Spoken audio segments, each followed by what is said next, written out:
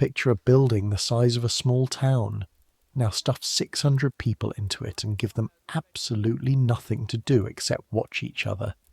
Add a queen who hasn't been truly alone in 30 years and cannot be, because the moment she is, people start rumours, and rumours become plots, and plots become attempts on her life, 3 of which have already happened in the last decade, and the 4th is probably being planned somewhere right now, in a candlelit room in France, or Spain, or Edinburgh, by men who believe that a woman should not be allowed to run a country, especially this country, especially this woman. Add a palace where the kitchens are 300 yards from the dining room, which means the food arrives cold in winter and has been stolen from twice by the time it reaches the table. Add corridors so long and so poorly lit that you can walk for 20 minutes and arrive somewhere you've never been. Add a river that runs along the southern wall and supplies the palace with water and with smell, because the Thames in 1587 is London's sewer and London's highway and London's drinking water simultaneously, which is one of the reasons the average life expectancy in this city is 35. Add a woman who is brilliant, who speaks 6 languages, who's been keeping her country together through sheer force of personality since 1558, and who runs on 2 hours of sleep and the terror of everyone around her, who is 53 years old and performs 25 with something that stops just short of being convincing, who can have you imprisoned on a Tuesday because you looked happy on a Monday and she wanted to know why. That's Whitehall Palace on the morning of the 9th of February 1587. I make these history stories, and honestly I cannot tell if you're listening to fall asleep or because you genuinely want to know what it felt like to stand 6 feet from Elizabeth Tudor and try to remember which hand holds the ruff pins and which hand holds the comb and which hand you use to hand her the mirror without letting your own face appear in it. Either way, I'm glad you're here. Get comfortable. This one takes a while. Here we go. Your hands are shaking. You've pressed them flat against the wool of your skirt, smoothed them down over your hips, tried to push the trembling through the fabric and into the cold stone floor by willpower alone, and it isn't working. You can still feel the flutter in your fingertips, this fine, betraying vibration that has been with you since 4 in the morning, when you woke in the dark of the ladies' dormitory on the wrong side of the bed you share with Anne, lying very still on your back, listening to Anne breathe and to the distant sounds of the palace, the creak of old timbers and the far-off bells of Westminster, and feeling with absolute certainty that something was wrong. You couldn't name it then. You can't name it now. Nothing has been said to you directly. You're 16 years old and you've been at Whitehall Palace for 13 days and you know almost nothing. You know the names of 23 women and the correct order in which they stand in the Privy Chamber and the precise way to hold a basin so that the water doesn't spill when the Queen dips her hands into it. You know that you do not speak unless spoken to, and that you do not sit in the Queen's presence, and that you do not make eye contact with the Queen unless she is looking at you first, which creates an interesting practical problem because you must always be aware of where her eyes are without appearing to watch them, which requires a kind of peripheral consciousness you're still developing. What you don't know is what happened last night, what the men's voices were discussing in the outer chamber when you passed the corner just before dawn, why the candles in the corridor were lit 3 deep when normally there is only 1, why Lady Frances's back, 3 steps ahead of you in this passageway, has the particular quality of careful stillness that you've learned to read as control rather than calm. Lady Frances is never simply calm. Lady Frances is always controlling something. She's awake, Lady Frances said 30 seconds ago, appearing at the dormitory door in the dark, fully dressed, rough, perfectly white, which you will never understand. Never. Come. You came. The door to the bedchamber is 12 feet ahead of you. You can see the light underneath it, warm and orange, candles and fire both. You can hear faintly the sound of movement within, a log settling, water poured into a basin, the small domestic sounds of a room inhabited. The Queen of England is awake. She is in that room. In 4 minutes, in 3, you're going to go in and you're going to help dress her, and you're going to do it without a single mistake, because your father spent £120, money he does not have, money borrowed against 2 fields in Suffolk that your family has owned since 1503, to get you this position. £120 so that Agnes Forrest of Wickham could stand in a cold corridor at 4 in the morning, with shaking hands and aching feet, and the specific terror of someone who is beginning to understand what they have been placed inside. You press your hands flat against your skirt again. The trembling doesn't stop, but you follow Lady Frances through the door. The smell hits you before the warmth does. This is always the first thing. Every morning for 13 days, before your eyes have adjusted to the light, before you've registered the temperature, before you've sorted out where everyone is standing, the smell arrives first. Because Whitehall has layers of smell, the way a river has layers of current, and once you've learned to read them, you can learn things from them. Practical things, useful things. The first layer is river. It is always river. The Thames runs along the palace's southern edge and makes its presence known through every gap in the stonework, every inadequately sealed shutter, every basement passageway and ground floor corridor, where the flagstones run cold even in July. This morning the tide is low, and the Thames at low tide smells like everything London has been doing to it for the past 400 years. Human waste, mostly. Tanning chemicals from the leather yards at Bermondsey, rotten fish, and animal offal from the Billingsgate slipways. The general effluvium of a city of 200,000 people who have nowhere else to put their refuse except into the river that everyone else is using. The second layer is the palace. Whitehall has been occupied, expanded, argued over, rebuilt and rebuilt again since Henry VIII took it from Cardinal Wolsey in 1529. 60 years of continuous habitation gives a building its own atmosphere, its own distinct character, the way a very old piece of clothing holds the shape of the person who wore it. The rushes on the floors go slightly fermented through the winter months. The tallow candles in the service passages leave a particular quality of soot on the walls and ceiling. The wood fires in every room produce a smoke that mingles with the coal smoke from the kitchen ranges and creates something specific to this building, something you couldn't reproduce anywhere else. The third layer is women.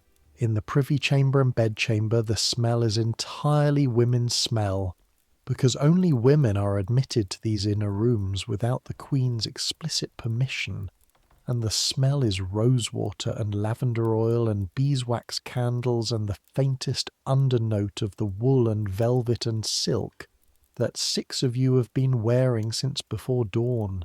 The rosewater comes from the still room in the east wing, small glass bottles dispensed weekly, and every lady applies it at her wrists and throat and behind her ears every morning. And in a room with 6 of you together, the cumulative effect is almost overwhelming, almost sweet enough to push the river smell down to the bottom of perception. The fourth layer is the Queen. She's sitting up in the carved wooden chair nearest the fire, the big chair with the padded arms, the chair that is always placed at the exact same angle relative to the hearth, close enough for warmth, but not so close that the heat pulls the colour from her face, which Lady Frances measures every morning with a practice so ingrained it looks like intuition. The Queen is wrapped in a furred robe the colour of deep red wine. Her feet are on a small embroidered cushion. Her hands are loose in her lap, and her hair is loose. This is the detail that still surprises you, 13 mornings in, even though you knew, even though you were told, even though Lady Margaret sat you down on your second day and explained it plainly. The Queen's hair is grey, not silver, not the dramatic theatrical grey of old women in paintings, simply grey, shot through with occasional strands of the colour it used to be.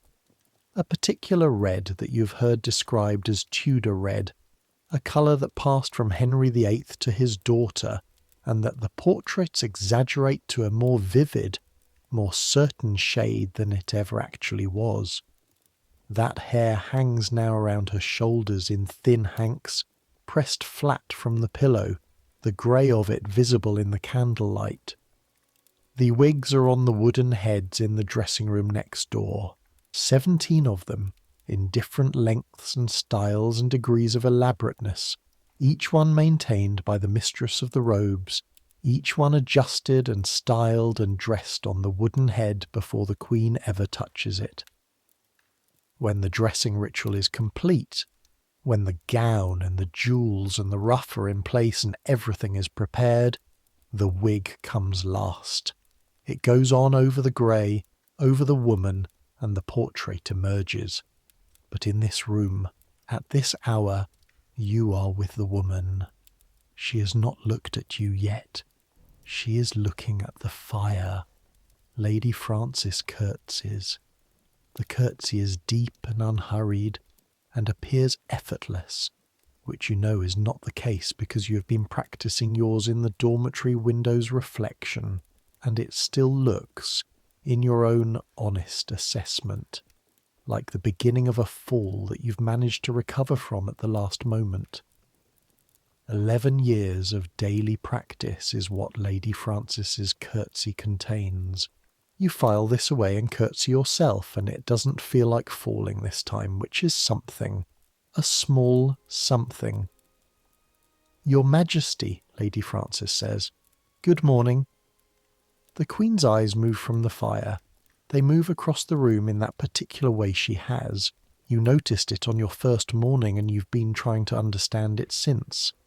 A sweeping, rapid assessment that takes in every person present, every fold of fabric, every arrangement of hands, every microscopic failure of posture or dress or expression. It happens in perhaps 3 seconds, and it contains more information processing than most people accomplish in an hour. Then it settles on whatever has attracted her attention most. It settles on you. Your heart performs a maneuver you can't quite name. You keep your eyes at the correct angle. Not the floor, not direct contact, the specific point in middle space that Lady Frances showed you. And you hold still, which takes everything you have. "Who's that?" the Queen says. Not quite a question. An observation waiting for completion. "Agnes Forrest, Your Majesty." Lady Frances, always one step ahead of every situation. Sir Robert Forrest's daughter, of Wickham in Suffolk. She joined us at the beginning of the month.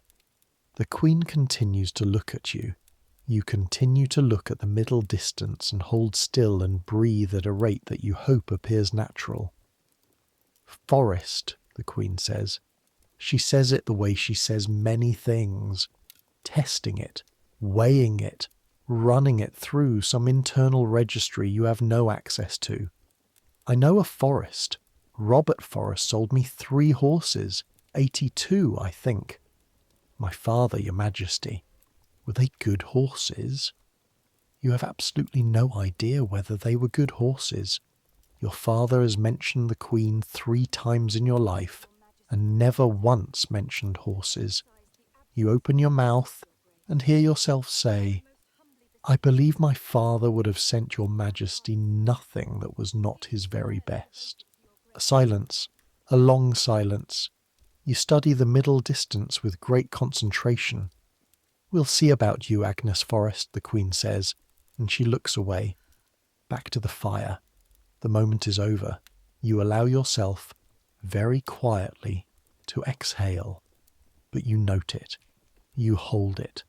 The Queen knows your father's name, knows a transaction from 5 years ago, has filed it away in whatever extraordinary memory she keeps in that head. That can be a protection. It can equally be a liability. It depends entirely on today, on how today goes, on what happens in the next several hours that you have no way yet of anticipating. You are discovering, living at the mercy of information you don't have. The dressing of the Queen takes 2 hours and 4 minutes this morning. You know it's 4 minutes longer than usual because you've been counting the clock on the mantelpiece, the small gilded clock with the enamel face that sounds the quarter hours with a note like a finger struck on crystal. And you count partly because you've been told to be aware of timing, and partly because counting is something your mind can do in the background, while the rest of you is completely focused on the stockings. The stockings are your assignment this morning. Lady Frances told you last night with the particular casualness she uses when the thing she's describing is not casual at all. You'll take the stockings tomorrow.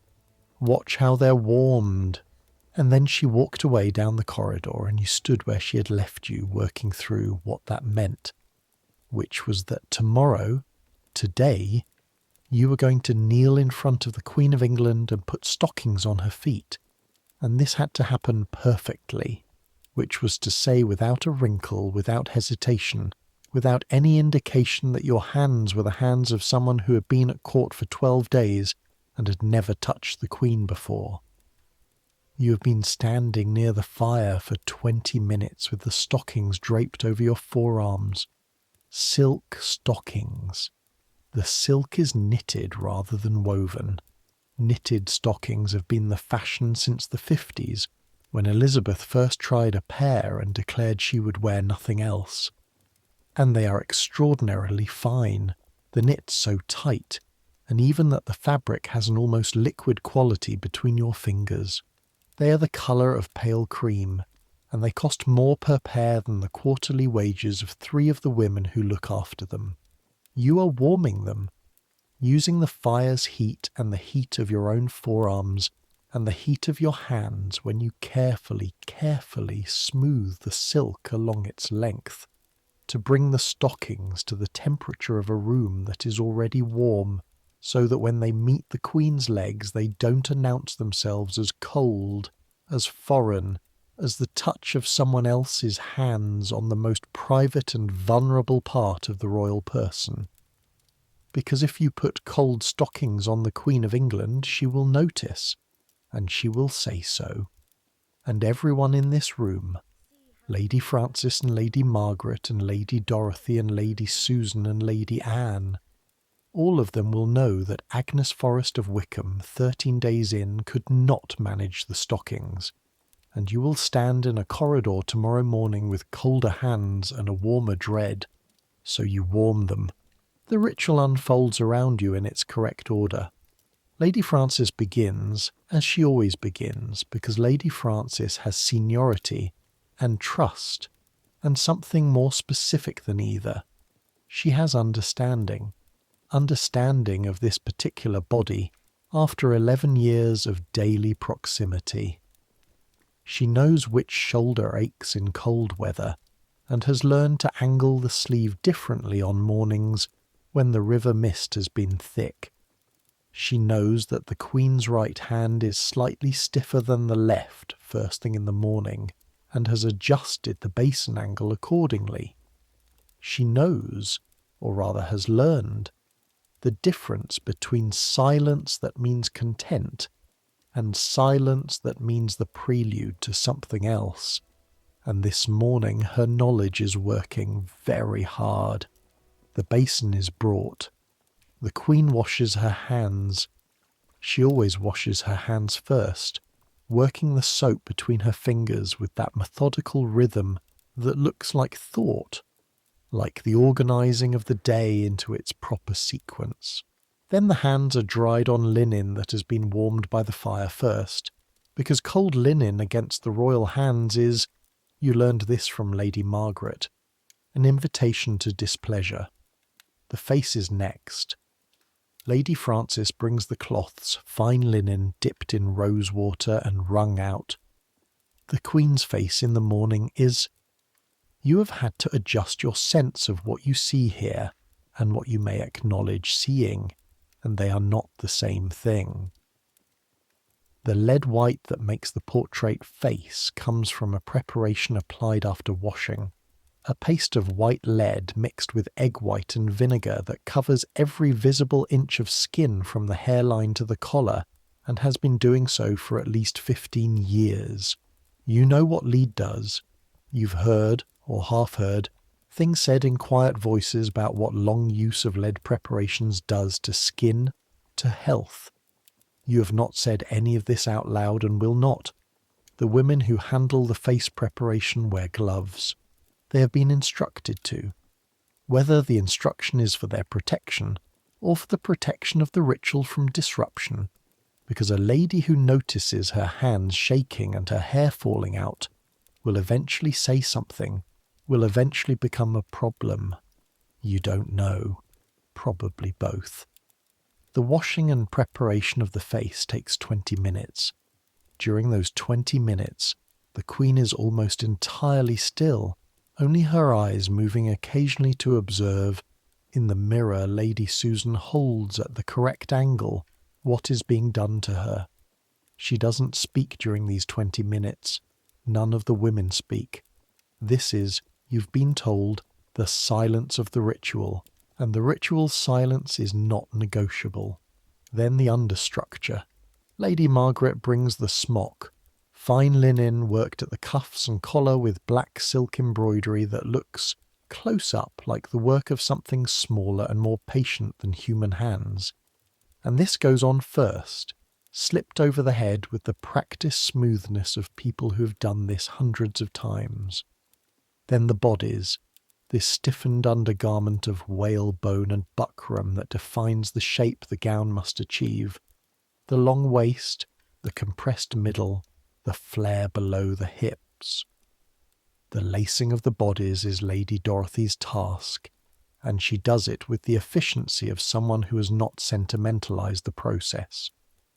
She pulls the laces even and firm, and ties them in the specific knot that will hold for the whole day without requiring adjustment, and the Queen stands through this with the stillness of long habit. Then, your moment. Lady Margaret nods at you, the small nod, the nod that passes for all communication in this room. You move forward, you kneel. The floor is cold even through 2 layers of skirt. The cold comes up through the rushes and through the wood beneath and into your knees immediately, and you file this discomfort in the part of your mind reserved for discomforts that cannot be shown, which is becoming quite a large and well-organised part of your mind after 13 days. The Queen is standing. Her feet, below the hem of the smock, are small, smaller than you expected. The toenails cut straight across and short.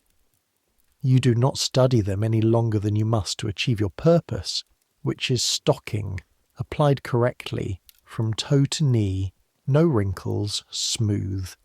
You work the first stocking over her foot. The silk, warmed by your forearms, takes the shape of her heel and ankle without resistance. You feel the silk cool slightly the moment it makes contact with her skin, which is what warmth is for. To minimize that moment, to reduce it from a shock to barely a notice, to nothing. You smooth the silk up the calf in 2 long strokes of your palm and take the garter from the tray. The tray that is always, automatically at exactly the right height because someone who's been doing this for years holds it without being asked. And you tie the garter at the knee with the degree of pressure that holds without binding. The second stocking, the second garter. You stand, you step back. The Queen shifts her weight onto both feet. Testing. Your heart is somewhere in your throat. Her expression does not change. No expression change. In this room, no expression changes success. No expression changes. You did this correctly. You stand against the wall with your unlocked knees. Lady Dorothy told you last week not to lock your knees. That locked knees are the reason 3 ladies have fainted in the Privy Chamber since 1583. And you allow yourself one very small, very quiet breath of relief. The gown comes next, and you step back further because the gown is not yours. The gown is Lady Frances and Lady Margaret and Lady Dorothy, 3 pairs of experienced hands moving in the practiced choreography of women who have dressed a queen so many times the choreography has become instinct. The gown today is black velvet. The Queen has been wearing black since November, which everyone has noted and no one has commented upon, because the reason for it involves Mary Queen of Scots, and nothing to do with Mary Queen of Scots can be discussed in the Queen's hearing without careful consideration of what is safe to say. With silver embroidered panels at the front, and the bodices pinned and the sleeves attached at the shoulders, with the pins that Lady Susan provides from the pin cushion at her wrist, which she's been wearing for 6 years and which has become so much a part of her presentation that you suspect she wears it to bed. The ruff goes on last before the wig. Today's ruff is full. A wheel of pleated white linen stiffened with starch and supported by a wire frame. A structure of considerable engineering that encircles the Queen's neck and frames her face, and sits at the angle that Lady Frances spends 4 minutes establishing, tilting slightly, assessing, adjusting by fractions. The ruffs must be perfect because the ruff is visible to everyone. In the outer chambers, in the presence chamber, in the garden, wherever the Queen goes today, the ruff goes with her as the most publicly visible element of her appearance. And a ruff that lists to one side or sits too high at the back or has a pleat that's collapsed tells everyone who sees it something about this morning, about how things are, and that information belongs to no one. Lady Frances steps back. Lady Margaret steps back. Lady Dorothy steps back. You step back. The wig goes on. Lady Susan carries it from the dressing room on a padded stand. The auburn wig, the medium-length one, the one that falls in soft curls to the collarbone and that you've learned to read since you've been here as the wig for a working day. There are grander ones, the ones with the elaborate curls and the pearl pins. Those are for formal occasions, masks and audiences. There's a simpler one she wears when she walks in the garden alone. This one says, "Today there are people to deal with and business to conduct." Lady Susan places it. Lady Frances adjusts it. One pin, then another. A moment of critical assessment. The Queen turns to the mirror. Lady Susan, already positioned, tilts it to the correct angle. The portrait emerges. White face, auburn hair, black gown with silver, the ruff perfect as snow. The woman who's been on 1,000 printed broadsheets, whose image has been sent to every court in Europe, whose face is so thoroughly reproduced and distributed that people who have never been within 200 miles of her would recognize her in an instant. She looks at herself in the mirror. For a long moment she simply looks. Her expression is something you can't read. Satisfaction. Assessment. Something else underneath. Something she's keeping very still, very contained. Something that in anyone else might be called grief, but that in this woman you're not sure has a name yet. Then she turns away from the mirror. "Dorothy," she says, "there are people waiting." "Yes, Your Majesty." "There are always people waiting." Lady Dorothy says nothing, which is the correct response.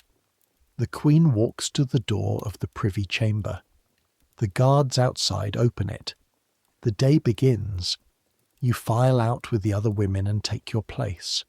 The Privy Chamber fills. This happens every morning and you're still not entirely used to it. The private rooms are only women, or almost only. There are the gentlemen pensioners, the royal bodyguard, standing against the wall with their ceremonial halberds and their expressions that are not expressions. Men who have learned to be furniture, but when the doors open to the outer chambers, the court pours in. Men, mostly. Men in brocade and velvet and silk, with the careful, expensive carelessness of people who have dressed to suggest they haven't thought about their dressing. Men with petitions and letters and information and requests and grievances and ambitions, and the particular quality of hunger that you've noticed is different from all other kinds of hunger. The hunger of people who have proximity to power and want more of it. They fill the room. They arrange themselves by rank and alliance. The patterns shift slightly every day. New configurations, new clusters, and you've learned to read these patterns the way a farmer reads weather. The groupings tell you something about what has happened and what might happen. Today, the pattern is wrong. It's wrong in a way you can't precisely identify. The clusters are wrong. The usual groupings of alliance and mutual interest have fragmented into something more urgent, more whispered. Men who normally stand apart are standing close. Men who normally stand close are standing separately. Sir Francis Walsingham, who runs the Queen's Intelligence Network and whose face is always pale and always still, is standing in the corner nearest the window with the Earl of Leicester, and both of them are doing the thing that powerful men do when they've received news that requires immediate internal processing. They are making their faces say nothing, which means their faces are doing everything. Lady Frances is looking at the floor. Lady Dorothy has a quality of attention in her posture that is different from yesterday. You look at the fire which is burning, which doesn't know what day it is. Something has happened. You don't know what. It takes until mid-morning, not because the information is secret. Information at court is never secret for very long. It's the medium the court lives in, the way fish live in water. But because you are not in the first circle of knowing, you are 13 days in, you are on the outer edge of the architecture of information, the last person it reaches, and when it reaches you through Lady Margaret's hand touching your elbow, very lightly, in the quarter hour when the Queen has withdrawn to a closet for private prayer. Lady Margaret leans close enough that you can smell the lavender at her wrist. Her face is perfectly composed. Her voice is barely a breath. The Queen of Scots is dead. You hold very still. Mary Stuart, the Catholic claimant, Elizabeth's cousin, the woman who's been a problem for 30 years, imprisoned in England for 19 of those years, the focus of plot after Catholic plot, the reason that a man named Anthony Babington and 12 of his associates were executed last autumn in the most deliberately public manner imaginable, hanged and drawn and quartered at St. Giles Fields while London watched. The woman whose death warrant Elizabeth signed in December. The woman whose death warrant Elizabeth signed and then didn't send. Held it. Sat with it. Waited for some other resolution. Some way of solving the problem that didn't require doing the irreversible thing. The Privy Council had met without her. On the 1st of February, they had sent the warrant north without waiting for the Queen's final command.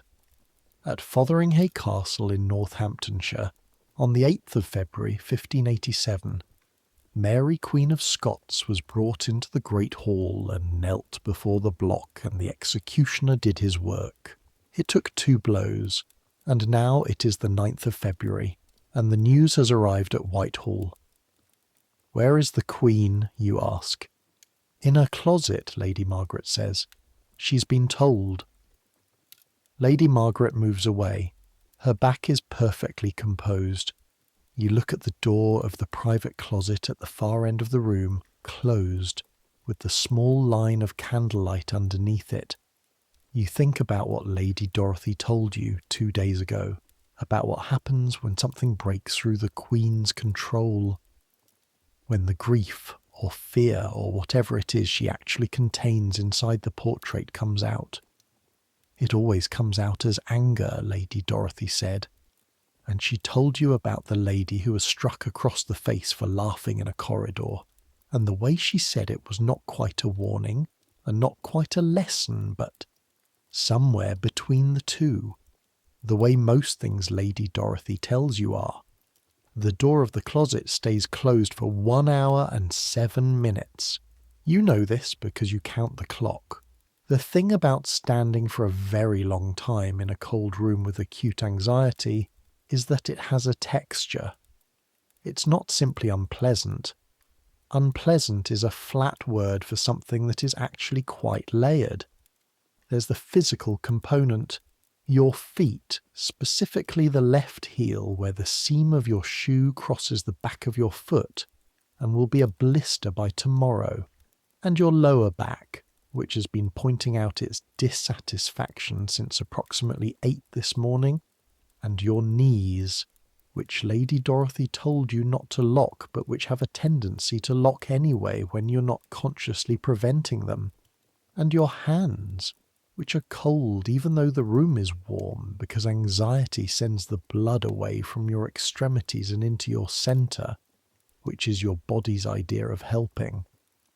And then there's the mental component, the sustained effort of making your face do nothing, presenting to the room the smooth surface that is required, the expression of composed availability, present without being forward, concerned without being visibly anxious, which is itself a kind of physical effort, the muscular equivalent of holding a door open against a strong wind.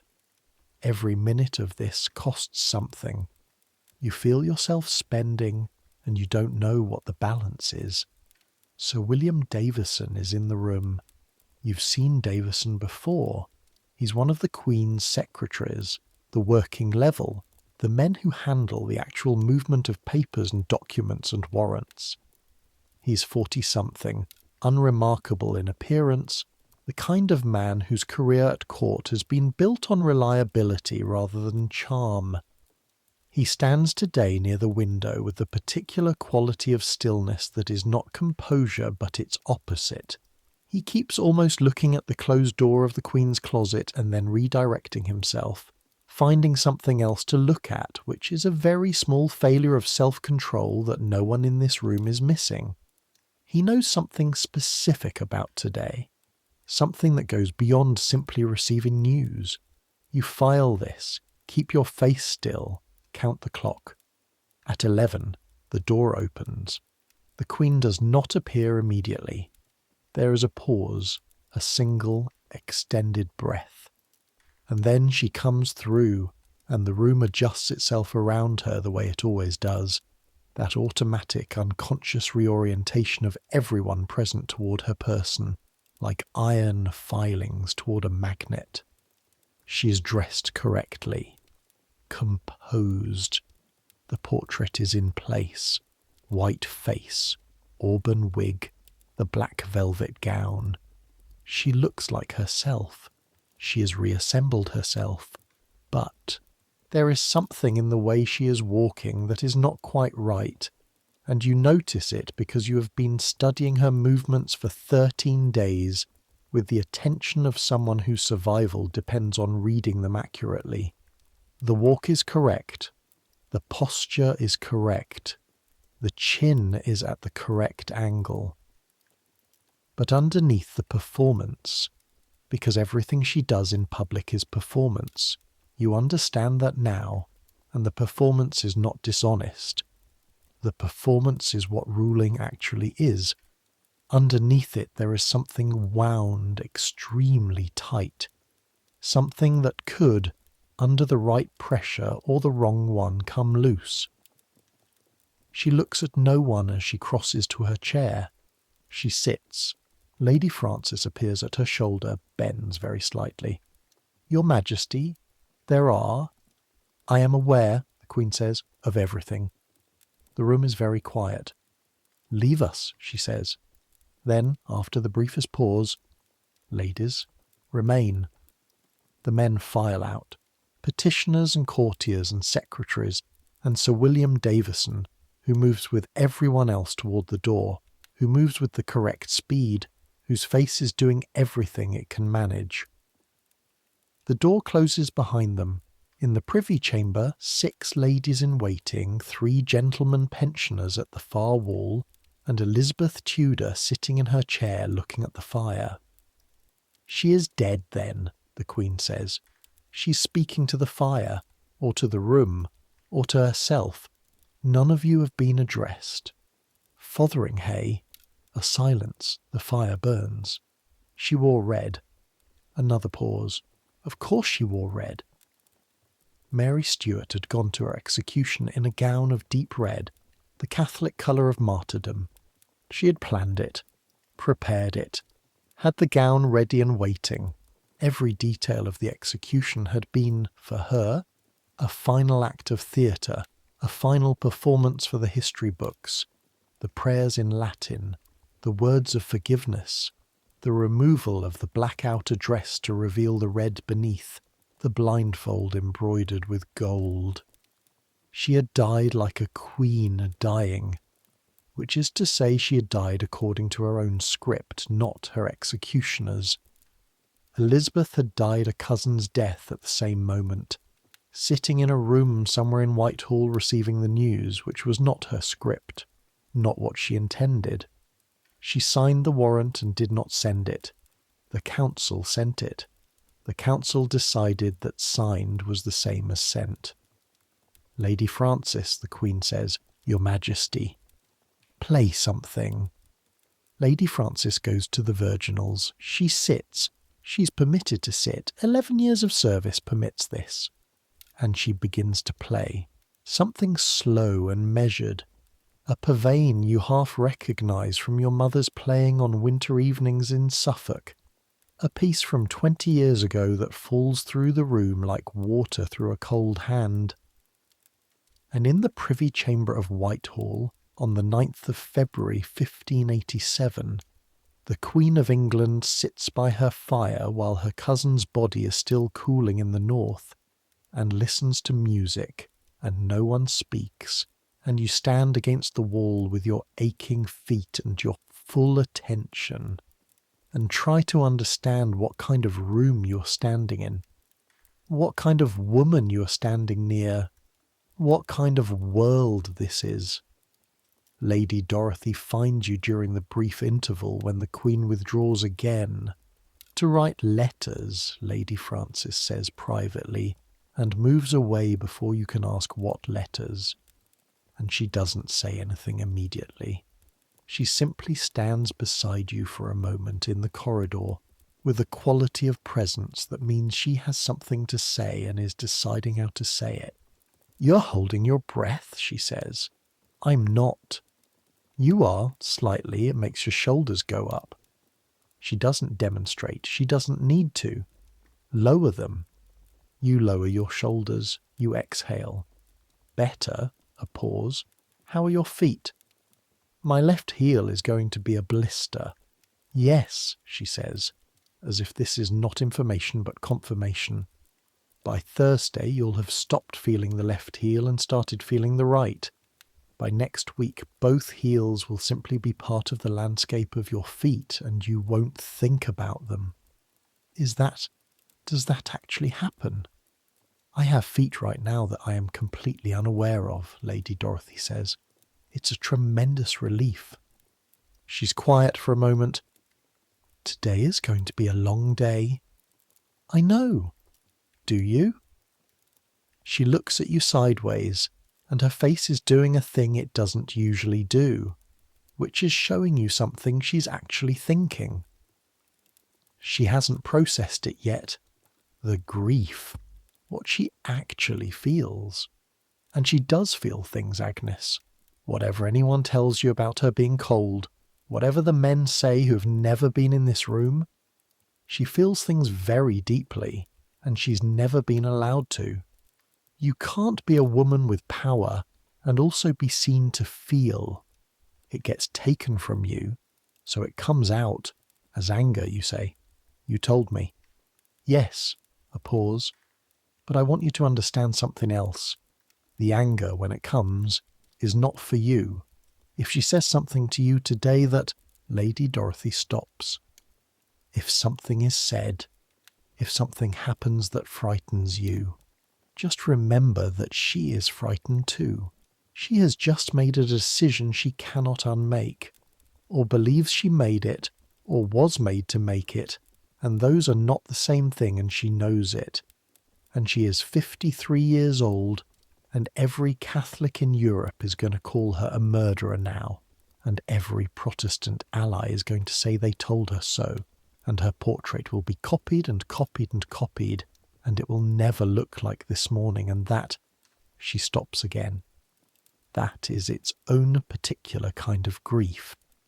You stand with this. What do I do, you ask? You do what you've been doing, Lady Dorothy says. You stand. You hold things when you're asked to hold them. You watch her face and you give her nothing that requires a response. You are present and you are quiet and you are... The word is invisible, but that's not quite right, because if you were truly invisible, you'd be useless. You are available. You are always, always available. And you never ask her to manage your feelings as well as her own. She moves away down the corridor smoothly, as if this conversation was nothing, as if it evaporated behind her. You stand in the corridor with your unlocked knees and your left heel, and the cold stone and the understanding slowly assembling itself in your chest that you are not here as decoration. You're here as witness and as service and as something between a mirror and a wall, present enough to be comforting and still enough not to demand anything back. That is what you're for. You're not sure how you feel about it, but you file it away, the way you file everything here, in the part of your mind that is becoming, day by day, the beginning of a court education. The morning passes in its strange, suspended way, the way mornings at court always pass when something large has happened but hasn't broken fully yet. The Queen receives no one formally. She walks through the Privy Chamber twice, and both times the room rearranges itself round her passage, and both times she acknowledges no one and asks for nothing. She's processing. You can see it happening. The particular quality of her gaze when she's in a room physically but engaged in something entirely interior. The calculations you can't follow. The weighing of consequences that would take you a week to list, and that she is doing simultaneously, at the speed she does everything. At noon she eats. The eating of the Queen is another ceremony, though a more complicated one to navigate than the dressing, because the dressing is private and the eating is not. The eating happens at the table in the inner Privy Chamber with the ladies present, and it has rules that you've been learning since your arrival, and are still learning. You stand. You do not eat with her. You serve. Hold the dishes at the correct height while she selects. Remove the covers. Pass the salt in a specific sequence. And the food you will eat yourself later, quietly, in a different room, will be whatever has been returned from her table, and whether there is much or little depends on how much she has eaten, and how much she has eaten depends on her mood. Today she eats almost nothing. A few bites of the first course, a little wine, very watered, a small quantity of something sweet that Lady Frances knows she takes when her appetite is poor. And then the wave of her hand that means finished, and the table is cleared, and you eat your meal quickly, standing in the anteroom with the other ladies, passing dishes between you without speaking, eating rapidly and efficiently the way you've learned to eat here, because meals are not meals at court in the usual sense. They are fuel acquired in the gaps between being useful, taken quickly and without sentiment. Lady Susan hands you a piece of bread and a few slices of cold meat, and you eat them standing up and then return to your place. You spend the afternoon in the kind of suspended anxiety that has no specific focus. You know something is coming. The men who are dismissed this morning have been recalled in smaller groups, and through the Privy Chamber you catch glimpses of conversations that are being carefully conducted on the other side of the room. And the specific conversations involve Walsingham and Leicester, and Sir Robert Cecil, who is William Cecil's hunchback son, and who is 23 years old, and has the eyes of someone 50 years older, eyes that see everything and give back nothing. Cecil has been in and out of the Privy Chamber 4 times since mid-morning, carrying papers, returning without papers, speaking quietly to the men who have access to the outer chambers. And Sir William Davison has been present all afternoon, and he has developed a pallor that was not there this morning. You are watching him, you realise, very carefully. With the peripheral attention you've been developing, the habit of knowing where everyone is in a room without appearing to watch anyone directly. Davison is moving less than he was this morning. He is speaking less. He has come to the particular stillness of a man who has realised that every movement he makes is being watched, and has therefore committed to making as few movements as possible. He knows what he's done, or what the council did, or what will be said to have been done, and by whom, and in whose name.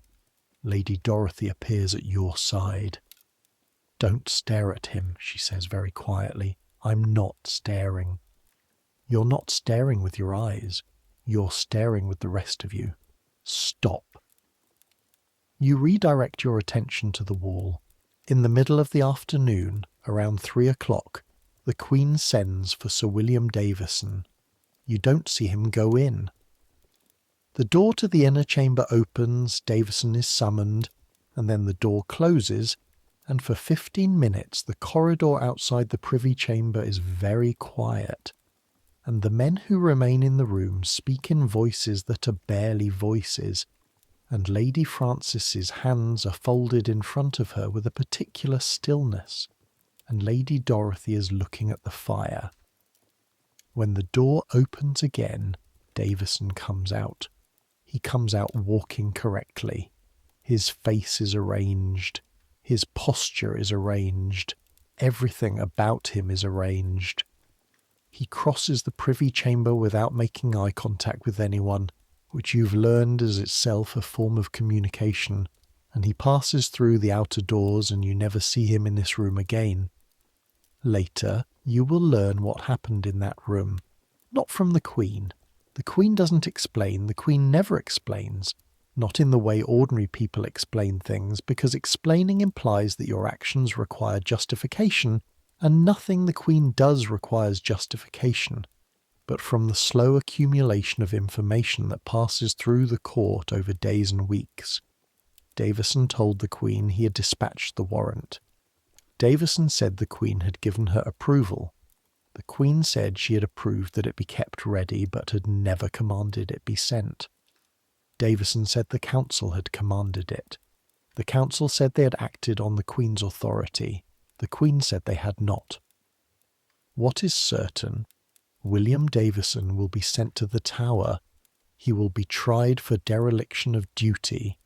He will be fined 10,000 marks, which is an amount he does not have. He will spend 18 months imprisoned. His career at court is finished at this moment, on this afternoon, in this room that you are standing in. He walked in with a position. He walked out without one. That's what court is. But that is later. Now, in this moment, you watch his back recede through the doors, and you say nothing, and you look at Lady Frances, and Lady Frances is looking at the floor, and the fire burns. Then the Queen's voice comes from the inner chamber, and it comes with a quality that stops every person in the room absolutely still, the way a particular pitch of sound stops animals. "Get out," she says. "All of you. Leave me. Everyone leave me." The women leave. You file out of the Privy Chamber into the corridor, and the door closes behind you, and for a moment all 6 of you stand in the passageway outside, and no one speaks, and the cold air of the corridor wraps around you, and the candlelight is the dim, brown light of tallow in the service areas, and you can hear, faintly, through the door, the sound of the Queen of England crying. You stand very still and listen without meaning to listen. It doesn't last long, less than a minute. The sound of it is not what you expected, is not the kind of crying you've heard from people in grief, the open, uninhibited kind that goes on as long as it needs to go on. It's compressed, controlled even in its breaking. The sound of someone who cries the way she does everything else, with the awareness of what it costs her, trying to get through the necessary expenditure of grief as quickly as possible and return to the performance of not grieving. And then it stops, and there is silence. And Lady Frances says very quietly to no one in particular, "Give her a few minutes, then we go back in." You give her a few minutes, then you go back in. The Queen is sitting in her chair. Her face is composed. Her eyes are slightly red at the rims, which you all see and none of you sees. She's looking at the window, at the thin winter light that is already beginning to drain away to the west, the afternoon contracting as February afternoons do. "I need my writing desk," she says. Lady Susan brings the writing desk. The Queen picks up her pen. For 20 minutes she writes, and in the room there is only the scratch of the pen on paper, and the fire, and the clock, and the light failing outside. You stand in your place against the wall and watch a woman write, and it comes to you slowly that this is what you are watching. Someone deciding what story this is. Someone writing the first draft of what will be said about today, what the history will be, who was responsible and who was deceived, and what the Queen felt and what she intended, and what was done against her will. Because she is the Queen, and therefore she writes history, and what she writes will be what is, to the degree that anything is, which is the degree that power allows. She's deciding right now how to survive today, and watching her, you think, that's what everyone here is doing. Every person you've encountered in 13 days at Whitehall, every courtier with his petition, and every lady with her ruff, and every gentleman pensioner at his post, and every cook in the kitchen you've never visited, and every waterman at the landing, and every guard at the gate. Everyone here is deciding constantly how to survive today. Some of them are better at it than others. You want to be better at it. The light finishes failing. The candles are lit. The evening routine begins. The Queen does not hold the usual evening court.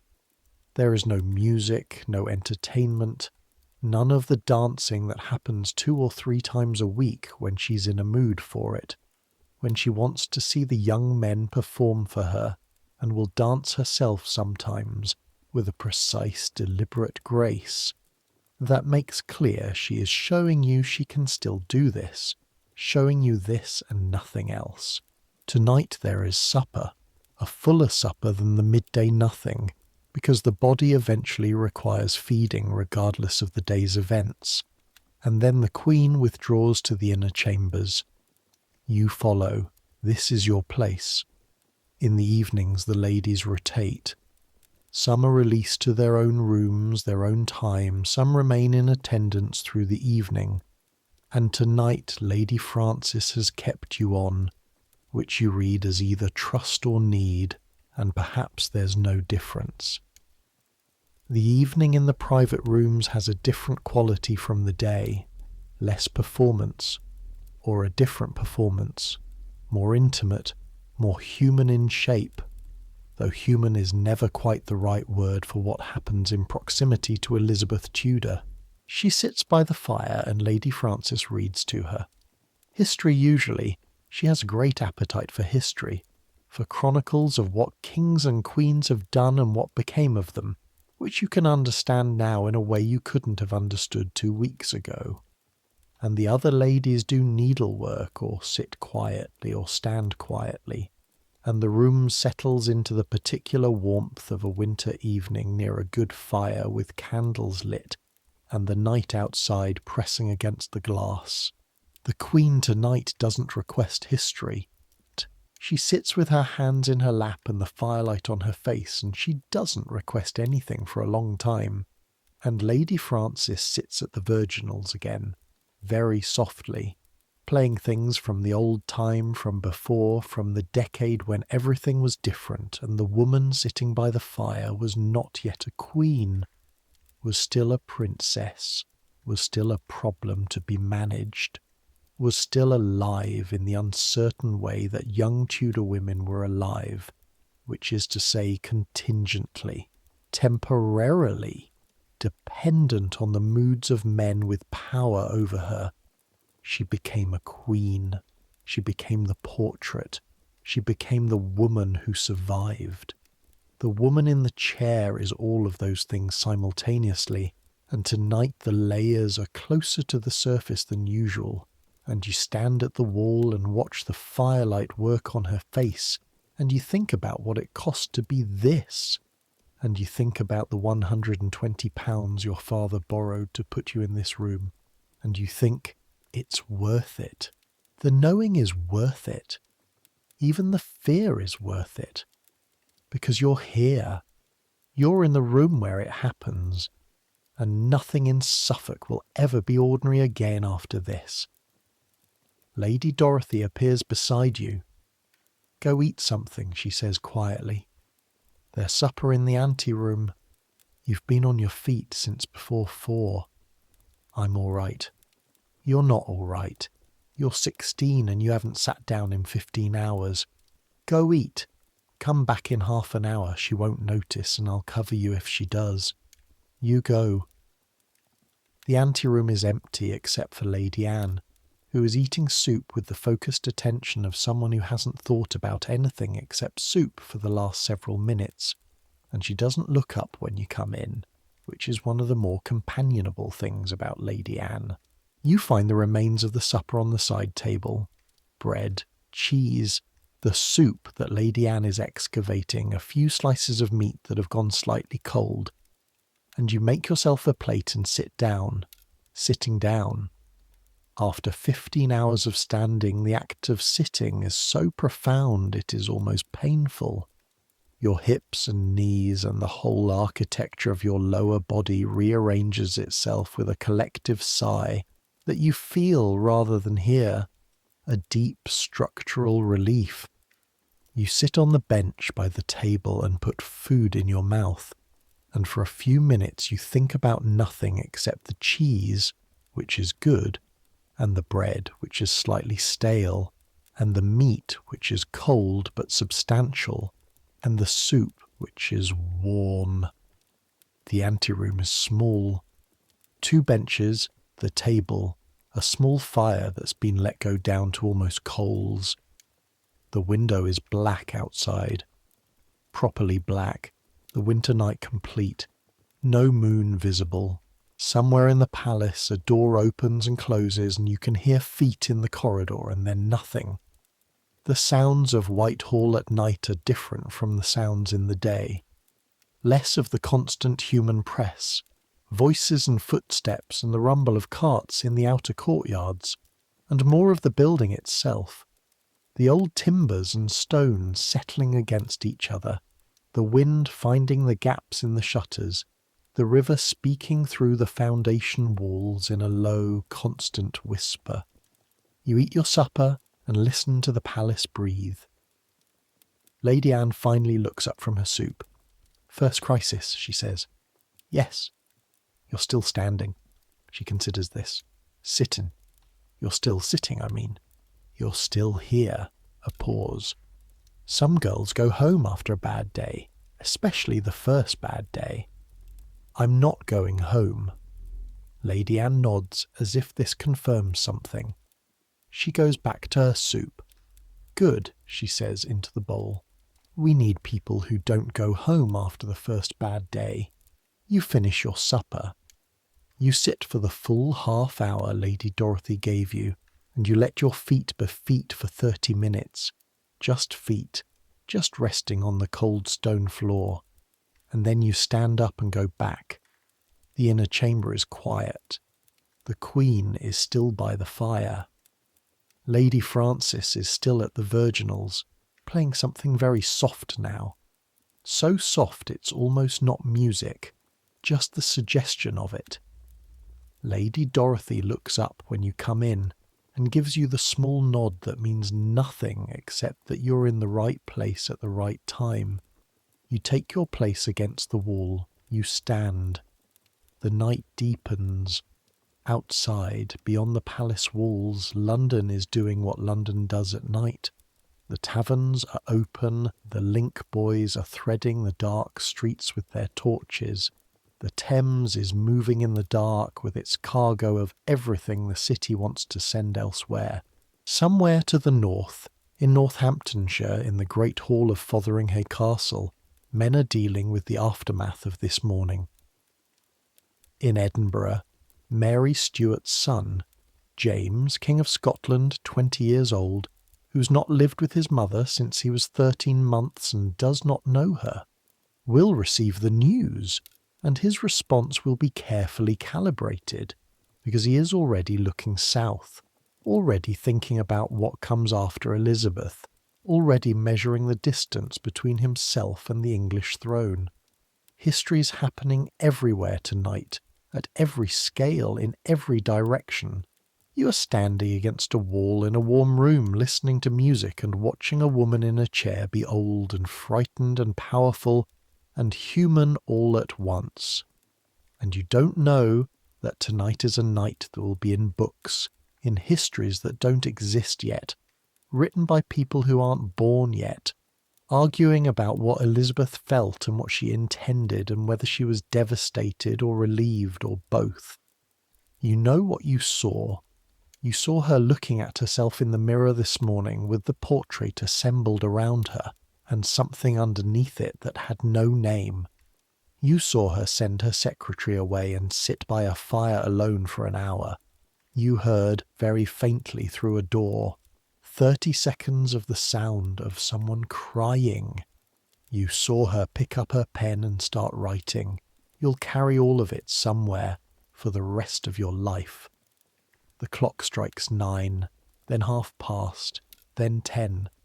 The fire has gone down to red coals and is being fed carefully, the flames building back slow and steady.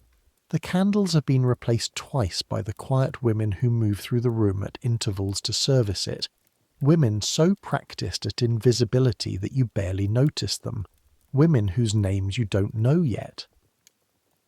The Queen has not moved from her chair for 2 hours. At 10:15 she says, "I'll sleep now." The undressing is the mirror of the dressing, the same sequence in reverse, the same careful hands, the same practiced silence. The wig comes off first, the portrait dissolves, and the woman remains. The jewels come off, each one returned to its specific place in the cabinet that Lady Margaret keeps with the precision of a jeweller. The ruff removed, the pins extracted one by one, the linen draped carefully. Because tomorrow it will be laundered and restarched and repleated and placed back in the box by 7 in the morning. The gown unpinned, the sleeves detached, the bodies unlaced. You take the stockings. You roll them down with the same careful hands, the same pressure, the same attention to not pulling or snagging or leaving a fingerprint of inattention on the silk. You roll them onto the wooden forms, the slight resistance of silk over silk and place them in the drawer. The Queen is in her smock. She is herself. She sits on the edge of the bed while Lady Frances brushes her hair, the grey hair, the real hair, thin and fine, and the sound of the brush is the only sound in the room, a rhythmic sound, regular as breathing. Lady Frances braids the hair loosely, a simple braid for sleeping. She helps the Queen lie down. She tucks the covers up with the specific practice of someone who has done this 10,000 times and still does it with attention, not habit. She adjusts the pillow. "Leave a candle," the Queen says. Lady Frances leaves one candle burning on the far table. She picks up her own candlestick. She gestures very slightly to the door, and you file out, all of you, in the same order you came in this morning, the same order every morning, the order of precedence that structures everything here. The door clicks softly closed. The corridor is cold. The candles in the passage are burning down. Lady Frances says to no one and everyone, "Good night." The ladies disperse. Lady Dorothy touches your arm as she passes very lightly and doesn't say anything. Lady Susan disappears around the corner toward her rooms. Lady Margaret is already gone. You make your way to the dormitory. The dormitory is a long room with 3 beds. You share with Anne. The other 4 ladies share in their own arrangements, and 2 windows, both with heavy hangings pulled against the cold, and a small fireplace where the coals have gone grey, but still give off enough heat to keep the room above the temperature of the corridor. Anne is already in bed, asleep or pretending to sleep, the regular rise and fall of her breathing saying nothing either way. You undress in the near dark. This is something you've gotten efficient at, the fingers finding laces and pins and buttons in the dark. The particular sequence of removal, the folding of clothes over the chest at the end of the bed, the stockings rolled onto their forms. Your feet, freed from the shoes, sigh with their own relief, and you press them against the cold floor and feel the blister on the left heel and register it with the equanimity of someone who has been told by Lady Dorothy that the feet will eventually be irrelevant. You get into the bed. The straw mattress rustles under your weight. The blanket smells of wool and sleep. Through the window, beyond the heavy curtain, London. You can't hear it exactly, but you can feel it. The low, constant vibration of a city of 200,000 people doing what cities do at night.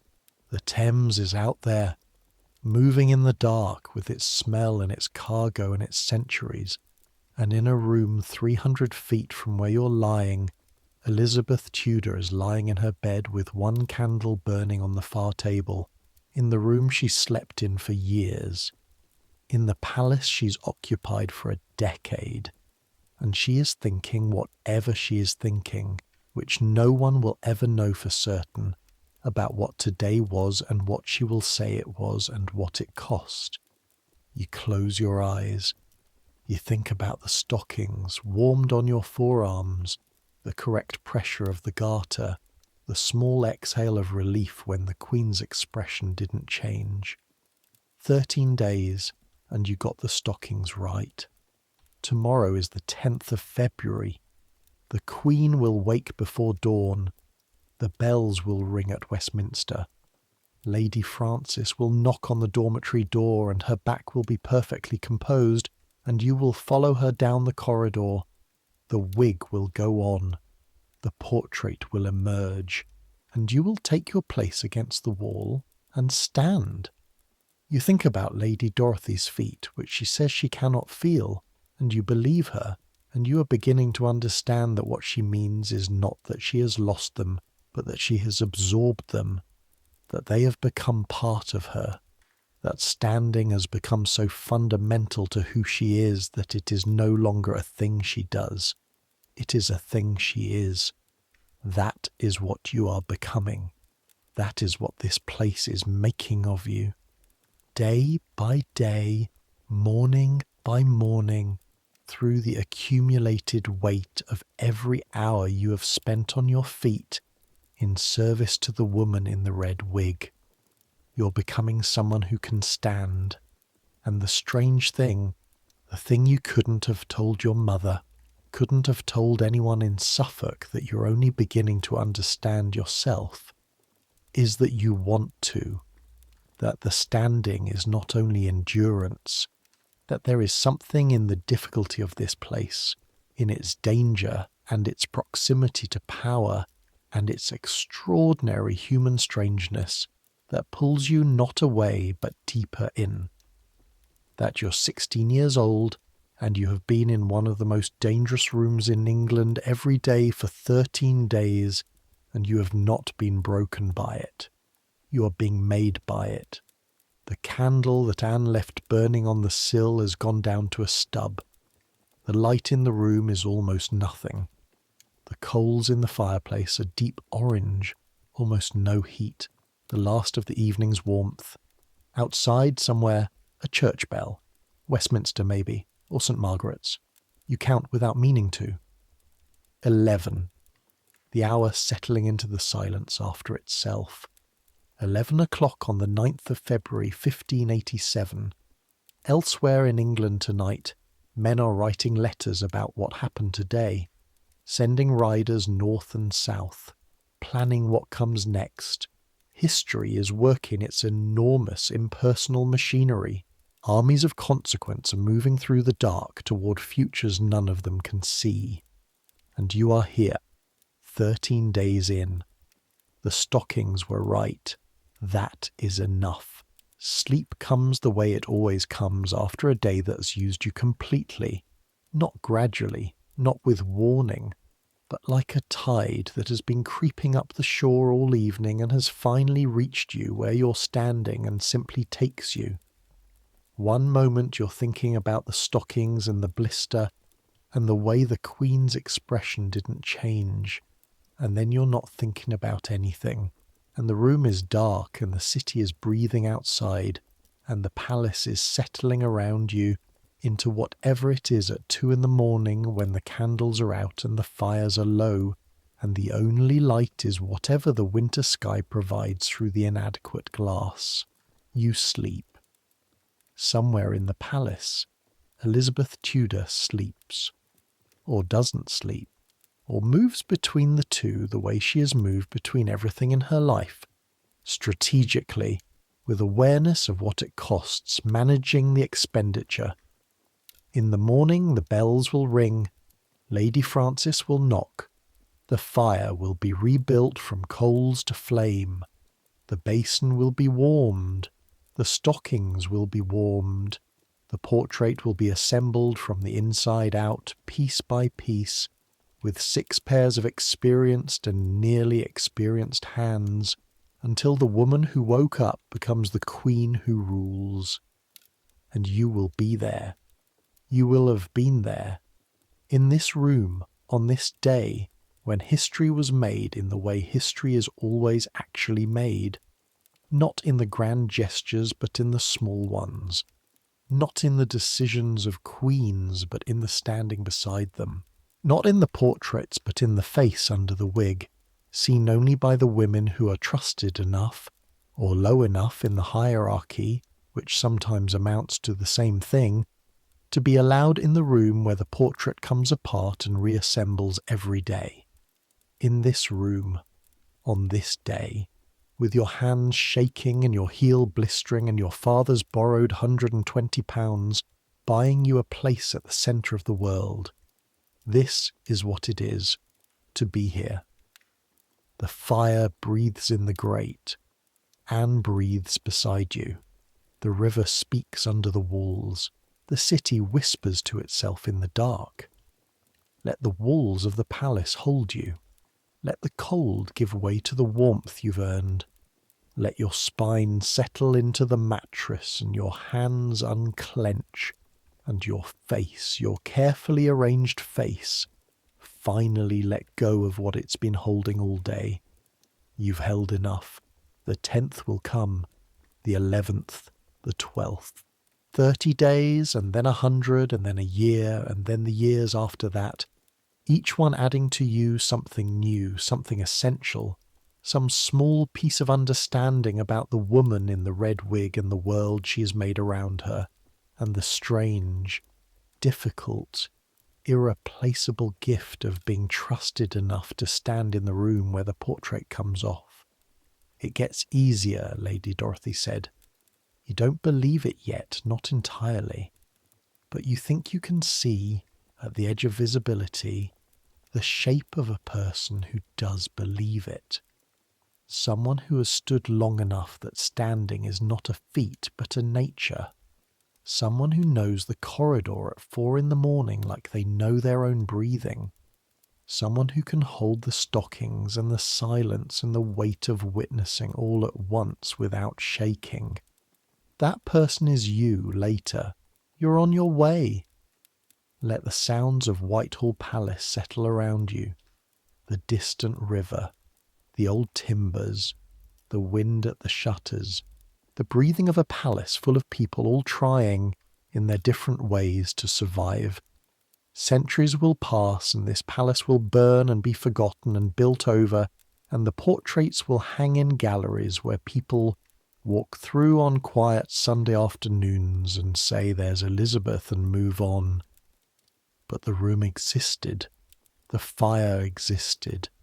The woman sat in her chair and looked into it and thought her unrecordable thoughts, and 6 ladies in waiting stood against the wall and watched and held and served and stood, and the stockings were warmed on their forearms so they wouldn't be cold when they met the royal skin. That was real. That happened. You were there. Let your eyes close. Let the sounds thin out. Let the thinking slow to nothing. You're warm enough, safe enough, standing still enough. You've earned this rest. Take it. The 10th of February comes the way Lady Dorothy promised it would. Too soon. It arrives as a sound before anything else. The Westminster bells bleeding through the shutters and the stone and the thick wool blanket and whatever thin sleep you've managed to press yourself into in the last few hours. Arriving not as a single clear tone, but as a layering of several. St. Margaret's and then the Abbey's deeper register, and then the smaller bells of the chapel within the palace itself, all of them disagreeing slightly about the exact moment of 5 o'clock, in the way that bells in cities always disagree, each one convinced of its own correctness, each one telling you the time according to its own tower, its own mechanism, its own accumulated errors. You're awake before Lady Frances knocks. This is something that has been happening since the 3rd day. The body learning the rhythm, the bells absorbed into sleep so deeply that you begin to wake before them, anticipating the sound before it arrives, so that by the time it comes, you're already at the surface, already returning, already in the cold air of the dormitory with your eyes open and your left heel announcing itself. Anne is still asleep. Anne has the capacity for sleep that you've observed is more or less independent of conditions. She can sleep through the bells, through the cold, through conversations happening 18 inches from her head. You've stopped being envious of this and started being impressed by it. It is its own form of discipline, the body trained to rest whenever rest is permitted, hoarding it against the hours when it won't be. You're out of bed before Lady Frances knocks. You have your dress half laced when she opens the door, which means, you see it in the slight shift of her expression, the almost approval, that you are ahead of schedule. In this palace, ahead of schedule is the only acceptable position. She's awake, Lady Frances says. She has said the same 3 words every morning. You wonder if she says them in her sleep. The corridor is colder than the dormitory. The corridor is always colder than the dormitory. The dormitory has one small fire that you share with its residual warmth, and the corridor has nothing but stone and the river air that comes through the foundations at this hour, damp and cold and carrying its particular February message about the state of the world outside these walls. You carry your candlestick and follow Lady Frances's back, and your breath makes small ghosts in the dark ahead of you. The line of light under the Queen's door is brighter this morning. 2 candles' worth rather than 1. You can tell by the quality of the edge, the slight irregularity that comes from 2 separate sources rather than one steady flame. And this is information, because Lady Frances told you, in one of the briefings that aren't quite briefings but that accumulate into an education, that when the Queen sleeps badly she wakes early and lights more candles because she has been lying in the dark doing something with her mind that requires more light to stop. She has not slept, or barely. Lady Frances does not pause at the door. She simply goes through, as she does every morning, with the particular quality of entry that announces neither urgency nor hesitation. Simply, inevitably, here she is. The Queen is not in her chair by the fire. This is the first wrong thing. She is at the window, standing at the window that faces south toward the river, with the shutter open 2 inches against the cold, and she is looking through that gap at whatever the Thames looks like at 5 in the morning in February, which you imagine is black water and the suggestions of things moving in darkness, and the far lights of the Suffolk bank looking cold and intermittent. She's still in her night smock and her robe, her hair undone. She has been standing at this window for, you don't know how long. Long enough that the fire has dropped while she was not attending to it. Long enough that the room, which should be warm, has developed a chill that says the coals were last fed some time ago. Lady Frances's pace does not alter. She crosses to the fire and begins rebuilding it with the calm efficiency of someone who has found the Queen at windows before, who has found the Queen in a dozen unprepared places before, who has learned that the correct response to finding the Queen not where she's supposed to be is to make the rest of the room be exactly where it's supposed to be. Your Majesty, she says, the same words, the same tone. I've been watching the river, the Queen says. Yes, Your Majesty. There are boats already, even at this hour, even today. Lady Frances says nothing because what is there to say? Yes, there are always boats. The river never stops. Life does not pause for death. These are true, and they're not what the Queen needs said. She's being moved, the Queen says. Today, I think, or tomorrow. A pause. They'll bring her south eventually. They always bring the difficult ones south. She's talking about Mary Stuart's body. Mary Stuart would be buried eventually at Peterborough Cathedral, and years later, when her son was King of England and Scotland both, he would move her to Westminster, to a tomb directly opposite Elizabeth's own, the 2 queens facing each other across the nave in the cold equality of stone. But that is decades away. Tonight, this morning, Mary Stuart's body is lying somewhere in Fotheringhay, and the river is moving south as it always moves south, carrying everything toward the sea. I don't grieve her, the Queen says. Not to Lady Frances, not to you, to the window. No, Your Majesty, Lady Frances says. I don't. A pause. I grieve the situation. I grieve the requirement of it. Another pause, longer. One does not want to be remembered as a person who... She stops. The fire takes. The new warmth begins its slow expansion into the room. Come away from the window, Lady Frances says, very quietly, the way you might speak to a child standing too close to something dangerous. The Queen comes away from the window. She sits in her chair. The dressing begins. The ritual returns. You watch Lady Frances perform the most remarkable thing you've seen in 13 days of remarkable things. She conducts the entire morning ritual as if this morning is not different from any other morning, not ignoring what has happened. She's not so clumsy as that, but holding the difference aside, building the normalcy of the ritual around the woman who is not normal this morning, so that the Queen can step back into it, can use it, can put on the performance of the portrait beginning with the stockings and ending with the wig, and by the time the portrait is complete, begin to be again the thing the portrait represents. You warm the stockings. You warm them with extra care this morning because the left heel seems like a small problem, and you want to do one thing exactly right, and this is the thing that is yours.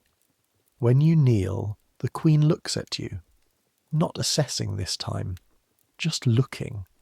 For a moment you have the strange vertiginous experience of being actually seen by this woman, of the assessment turning off and something more direct replacing it, and you hold your ground, you hold the correct angle of the eyes, you hold the place where the stockings are, and you do not flinch. "Suffolk," she says. "Yes, Your Majesty." My mother was fond of Suffolk. She says it the way she says most things about her mother. Sideways, quickly, the way you reach past something sharp. She thought the light was good there. You have no idea what to say. You say, "It is, Your Majesty, in summer." "In summer," she says, and almost, not quite, but almost, something that might be a small, compressed version of a smile appears and disappears. "Yes, everywhere the light is good in summer." She looks away. You apply the first stocking. Your hands are not shaking. This morning is the morning you stop shaking. You don't notice it happening. You're not conscious of a decision, or a threshold crossed, or a particular moment when the fear became simply awareness. You only realize it afterward.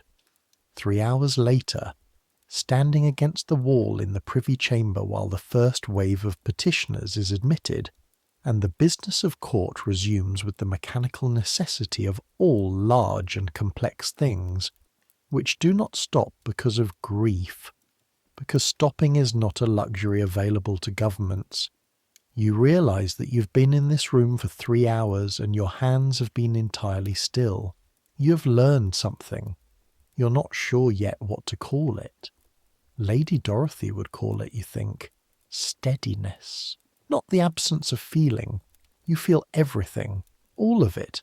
The anxiety and the alertness and the constant low-grade vigilance that is the price of being present in this room. But feeling without shaking, being afraid and standing anyway. The feelings going through you rather than stopping you. You are a room that the wind moves through rather than a sail it fills. That's not quite right either. You're still working out the language for it, but your hands are still. That's enough for now. The business of court on the 10th of February is the business of managing the story. This is something you hadn't understood before you arrived here. You'd imagine court as a place of decisions, orders given, policies made, the machinery of government cranking in whatever direction the Queen pointed it. And there is that. Those things happen, but they happen in rooms you don't have access to, with men who have titles you're still learning the order of and papers that move through channels you haven't mapped. What happens in the rooms you do have access to is something else, something prior to decisions. What happens here is, what will be said about this? Men come to the Privy Chamber with their faces prepared, and their words prepared, and the prepared quality of their preparation visible to you now in ways it wasn't 2 weeks ago, because you've been watching faces being prepared every morning for 2 weeks. You've been watching the most systematic face preparation in England happen 3 feet from you at 5 in the morning, and you're getting good at reading it. You know the difference between someone whose composure is actually composure and someone whose composure is a costume. You know the difference between someone who has come with information and someone who has come with a version of information. You know the way a man's shoulders hold when he's waiting to see whether what he says will be accepted or disputed, the fractional tension across the upper back that means he's prepared for either response. Sir Robert Cecil is in the room today. Cecil is always worth watching, which means never appearing to watch him. He is 23 years old, and he has been raised in the practice of power, the way you were raised in the practice of embroidery. Daily, from childhood, as a discipline, by a father who is William Cecil, Baron Burghley, who has been the most important man in England for 30 years, the most important man who is not the Queen. William Cecil is old now, 66, increasingly frail, moving through the world on legs that give him a specific kind of trouble that you can see when he appears in the outer chambers, in the careful way he distributes his weight. But his mind, Lady Dorothy has told you, is as sharp as it ever was. Sharper, maybe, shaped by decades of practice the way a blade is shaped by years of use. His son has those eyes. Cecil stands in the room today with a sheaf of papers held loosely at his side, and he speaks to 3 different men in the course of 2 hours, and each conversation is brief, and each ends with something being transferred. A paper, a word, a piece of information moving from one person to another. And he is doing it all with the patient efficiency of someone who has been taught that influence is built out of exactly these small, accumulated transactions. No drama, no display, just the steady accumulation of position. You watch him with your peripheral attention and you think, that is what power looks like from the outside, not the Queen's power, which is visible and vertical and occupies the room it enters. Cecil's power is horizontal. It spreads. It moves through the room like water through stone, invisible, patient, arriving exactly where it was going to arrive all along.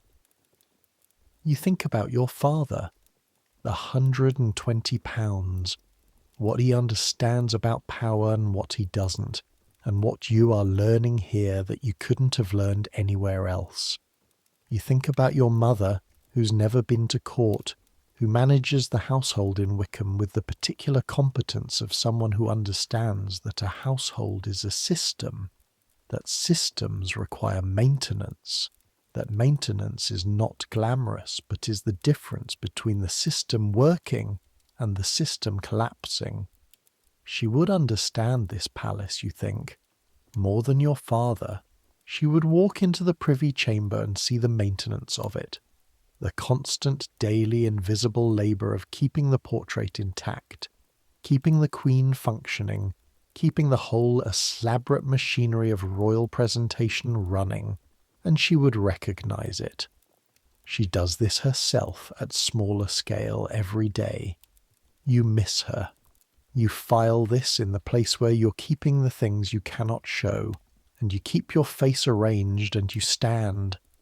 The Queen receives 3 men formally this morning.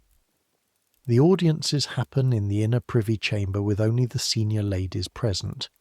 Lady Frances and Lady Dorothy, occasionally Lady Margaret, while the remaining ladies wait in the outer room with the other petitioners and courtiers and the men with their papers. You are in the outer room. You will not be in the inner room, not for audiences, not for months yet. The inner room is trust earned over years, not weeks, but you hear, not the words.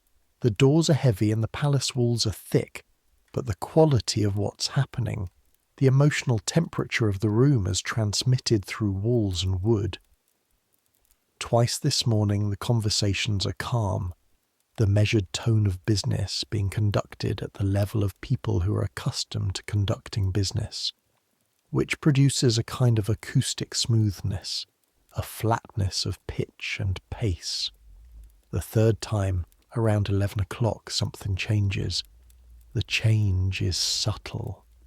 You feel it before you hear it. A shift in the room around you, the collective attention of every person in the outer privy chamber, adjusting itself toward the inner door without anyone appearing to move. The men who have been talking stop talking. The ones who have been looking at papers look at something else. Lady Margaret's needlework pauses. Then, the Queen's voice. Through a foot of oak door, through stone, through the accumulated noise suppression of a palace designed for privacy and discretion, you hear the Queen's voice raised to a pitch that is not anger. Exactly. Anger is too simple a word for what Elizabeth Tudor does when she is at the boundary of what she will accept. More like authority deployed at its full capacity.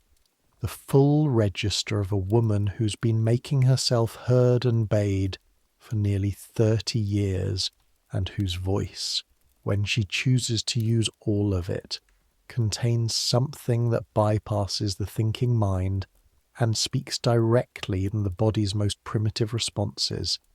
The sound of it raises the hair on your arms. You look at Lady Margaret.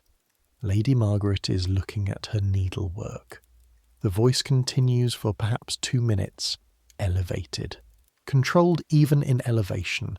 You can hear the control, hear that what is happening is not loss of composure, but the deployment of something enormous, something kept in reserve for moments that require it. You cannot hear words, you hear intent. Then silence. Then the door opens and a man comes out. He is perhaps 50, grey-bearded, well-dressed, someone you've seen in the outer chambers but whose name you don't have yet. He comes out with the careful walk of someone who has just experienced something he's going to spend the next several days processing. His face is correct.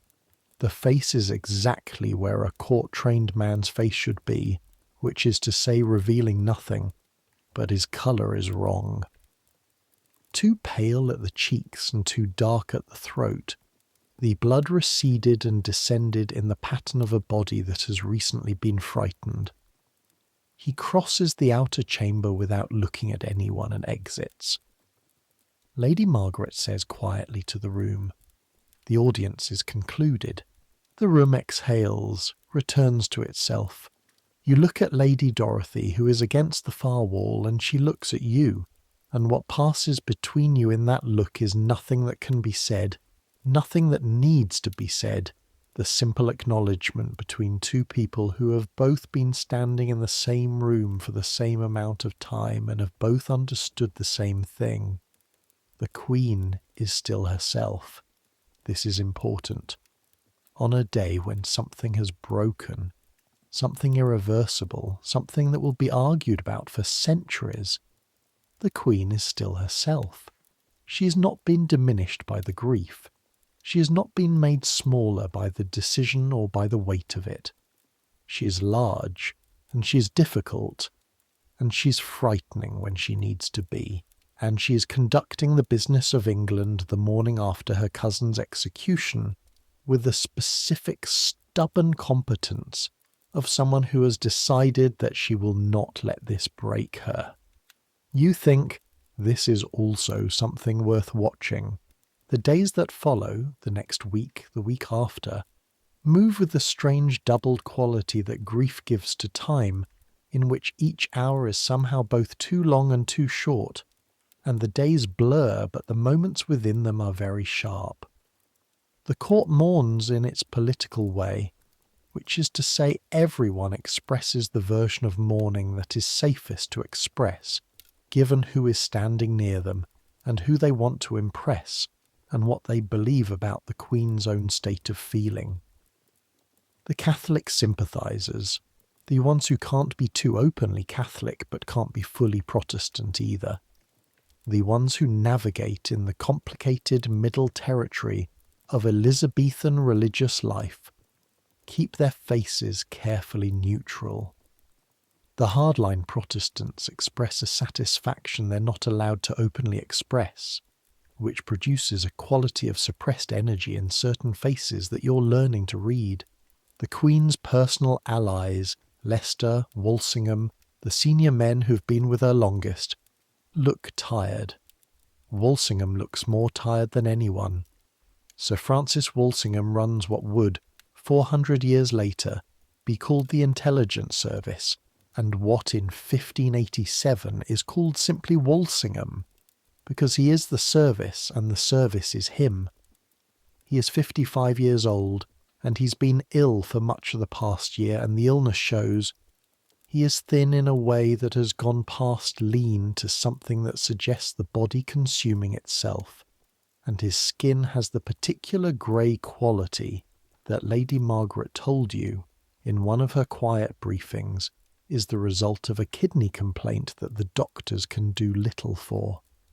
He continues to work through it with the focused dedication of someone who has decided that illness is simply an additional condition of service, no more or less relevant than the weather. He comes to the Privy Chamber on the 14th of February with the usual sheaf of papers.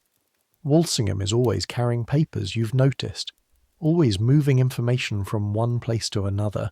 The paper, the physical evidence of the intelligence network that runs from here to Edinburgh to Madrid to Rome and back, the endless flow of letters and intercepted messages and deciphered codes and reports from men in foreign courts whose names are never spoken aloud in the rooms you're allowed to be in. He has a habit, you've noticed, of pausing at the threshold of a room before entering. Just a moment. Not hesitation. Walsingham doesn't hesitate, but something more like assessment.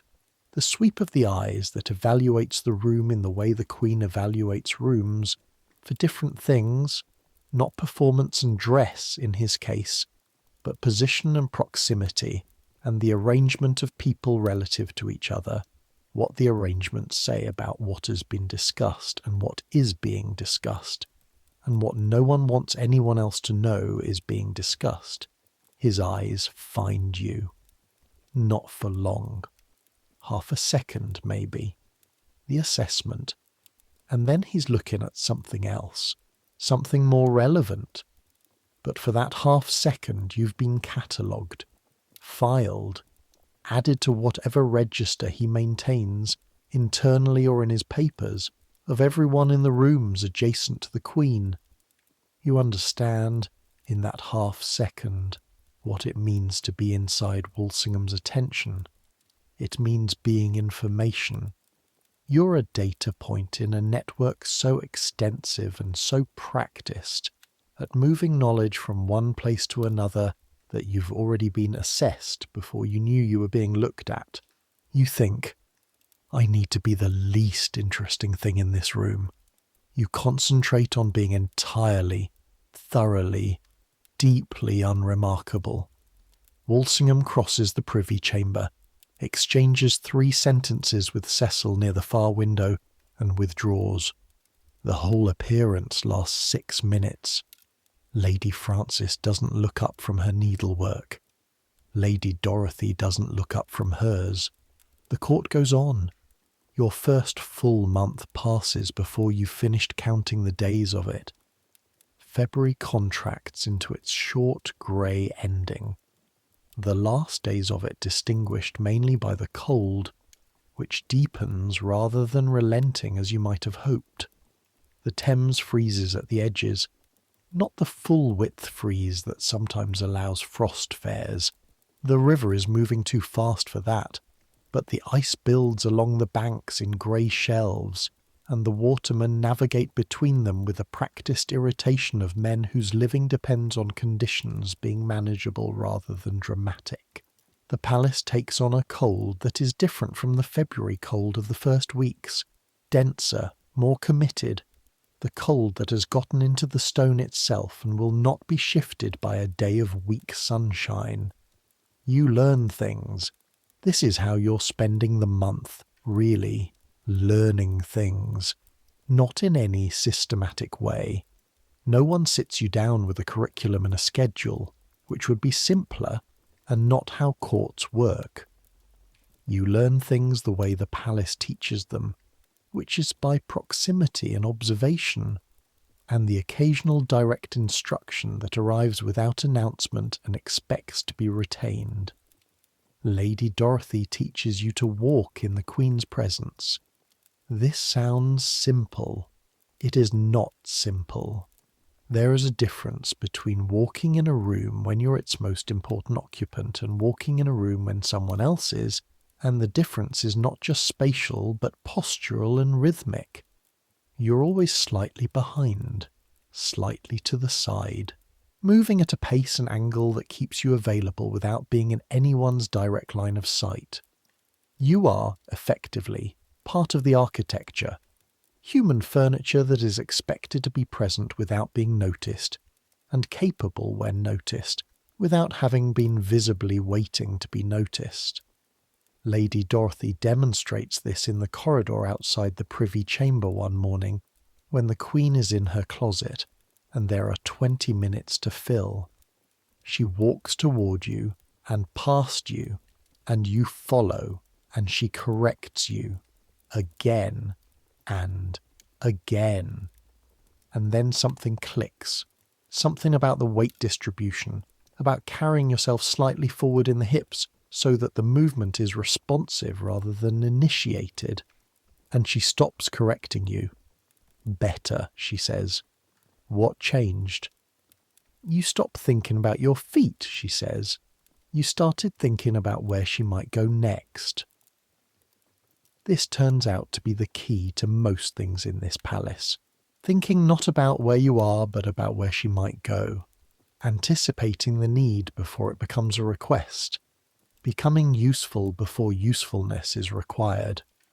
Lady Frances teaches you, on a Tuesday in the 3rd week of February, how to hold the mirror. The mirror is a serious piece of equipment. It is silver-backed, the back engraved with a pattern of vines and flowers that would be beautiful to look at if you ever had a moment to look at it, which you don't, because when you are holding the mirror you are looking at the Queen's face in it, and assessing it for things that require your attention. The holding of the mirror is not passive. You are not a mirror stand. You are an active participant in the Queen's seeing of herself. You position the glass at the angle and height that gives her the most accurate view of whatever she's trying to see, and the angle and height shift depending on what she's looking at, and you need to know without being told what she is looking at. She is her own sharpest critic, Lady Frances tells you, holding the mirror at the demonstration angle. She will see every flaw. Your job is not to hide the flaws. You cannot hide them, and attempting to do so is dishonest, and she knows dishonesty when she sees it. Your job is to ensure the light is flattering enough that the flaws exist in context. In context meaning she is 53 years old and the most powerful woman in Europe, and she does not need to look 25. She needs to look like herself at her most capable. There is a difference. Lady Frances adjusts the mirror angle 2 degrees. The light from the left, always, never from directly above. The mirror at eye level or very slightly below, looking slightly upward, is more flattering than looking slightly down. And when she moves, when she turns her head, you move with her. You don't wait. You move before she moves by half a second. How do I know half a second before she moves? Lady Frances looks at you with something that might be appreciation for the question. You watch her eyes, she says. Before the head turns, the eyes go. Every time. The eyes lead. So you watch her eyes. You spend the next 3 days watching the Queen's eyes. It is the most instructive 3 days you've had since arriving. The Queen's eyes are extraordinary instruments. They are dark, deeply set, and they move with a precision and speed that makes you understand something about how she processes the world. They are almost never still. Even when her face is still, her eyes are reading the room, reading the people in it, reading the situations developing in corners she isn't facing. You've read descriptions of her in the pamphlets your father kept in his study. The formal, printed descriptions. The ones that say things like dark and animated eyes of a piercing quality. And now you understand those words in a different way. Not dark and animated like a portrait, but dark and animated like a mind. The eyes are the part where the intelligence is most visible, where the performance of the portrait falls thin and something more essentially her comes through. You watch them and you learn them, and on the third day, holding the mirror, you move with her. Half a second before, you feel when the turn is coming and you're already there, and she doesn't have to adjust, and Lady Frances standing behind you says nothing, which is how you know you got it right. Lady Margaret teaches you in the 4th week of February about the Queen's temper. This happens not through demonstration. You've had the demonstration, but through the specific verbal briefing that Lady Margaret delivers one afternoon in the anteroom while you're eating. Both of you with bowls of soup that Lady Margaret is eating with considerably more attention than she's giving to the conversation. She shouts, Lady Margaret says. Everyone at court knows she shouts. It's been 30 years and no one has changed it and no one is going to. Lady Dorothy said it's not personal. It's not personal. It's also frightening. Lady Margaret takes a spoonful of soup. The thing you need to understand is that after the shouting there is almost always a correction. She knows when she's gone too far. She doesn't apologise. She doesn't apologise, Agnes. Don't expect it. The Queen of England does not apologise to her ladies-in-waiting. But there is a kind of recalibration. A gift, sometimes. An extra kindness. Something given to replace what was taken. The shouting takes something. Something is always taken. Pride, mostly. A piece of it. She eats more soup. You learn to hold on to more pride than you can afford to show, so that when a piece is taken, you still have enough left to function. You think about this. How much extra pride do you hold? Lady Margaret looks at you sideways. After 11 years, quite a lot. She goes back to her soup. Start building now, you won't regret it. March arrives and brings with it a quality of grudging improvement. Not warmth exactly, not yet, but the suggestion of warmth, the shadow of it visible in the way the light changes, the morning darkness pulling back by minutes, the days lengthening in their imperceptible daily increment. The river ice retreats. The frost fair that never quite happened retreats with it. The watermen look less irritable.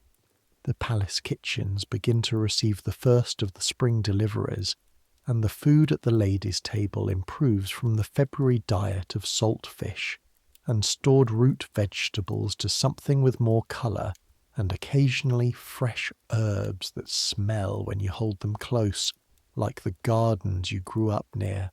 You've been at court for 6 weeks when the Earl of Leicester comes into the Privy Chamber on a Thursday morning, and the room rearranges itself around him in a different way than it rearranges itself for anyone else. Robert Dudley, Earl of Leicester, is 54 years old. He has been in the Queen's life since they were children.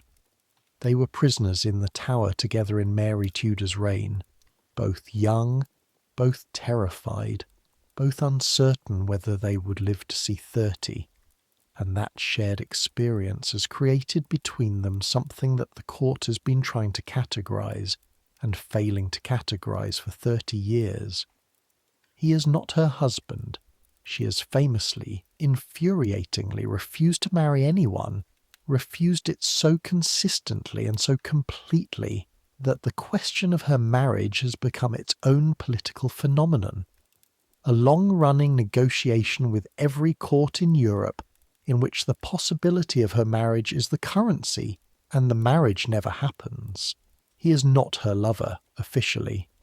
He is the man who has been beside her longer than almost anyone, whose opinion she asks for and sometimes follows, and sometimes ignores and sometimes uses as the starting point for arriving, via a labyrinthine route, at exactly the opposite conclusion. He comes in with the comfortable authority of a man who does not need to announce himself. He knows this room.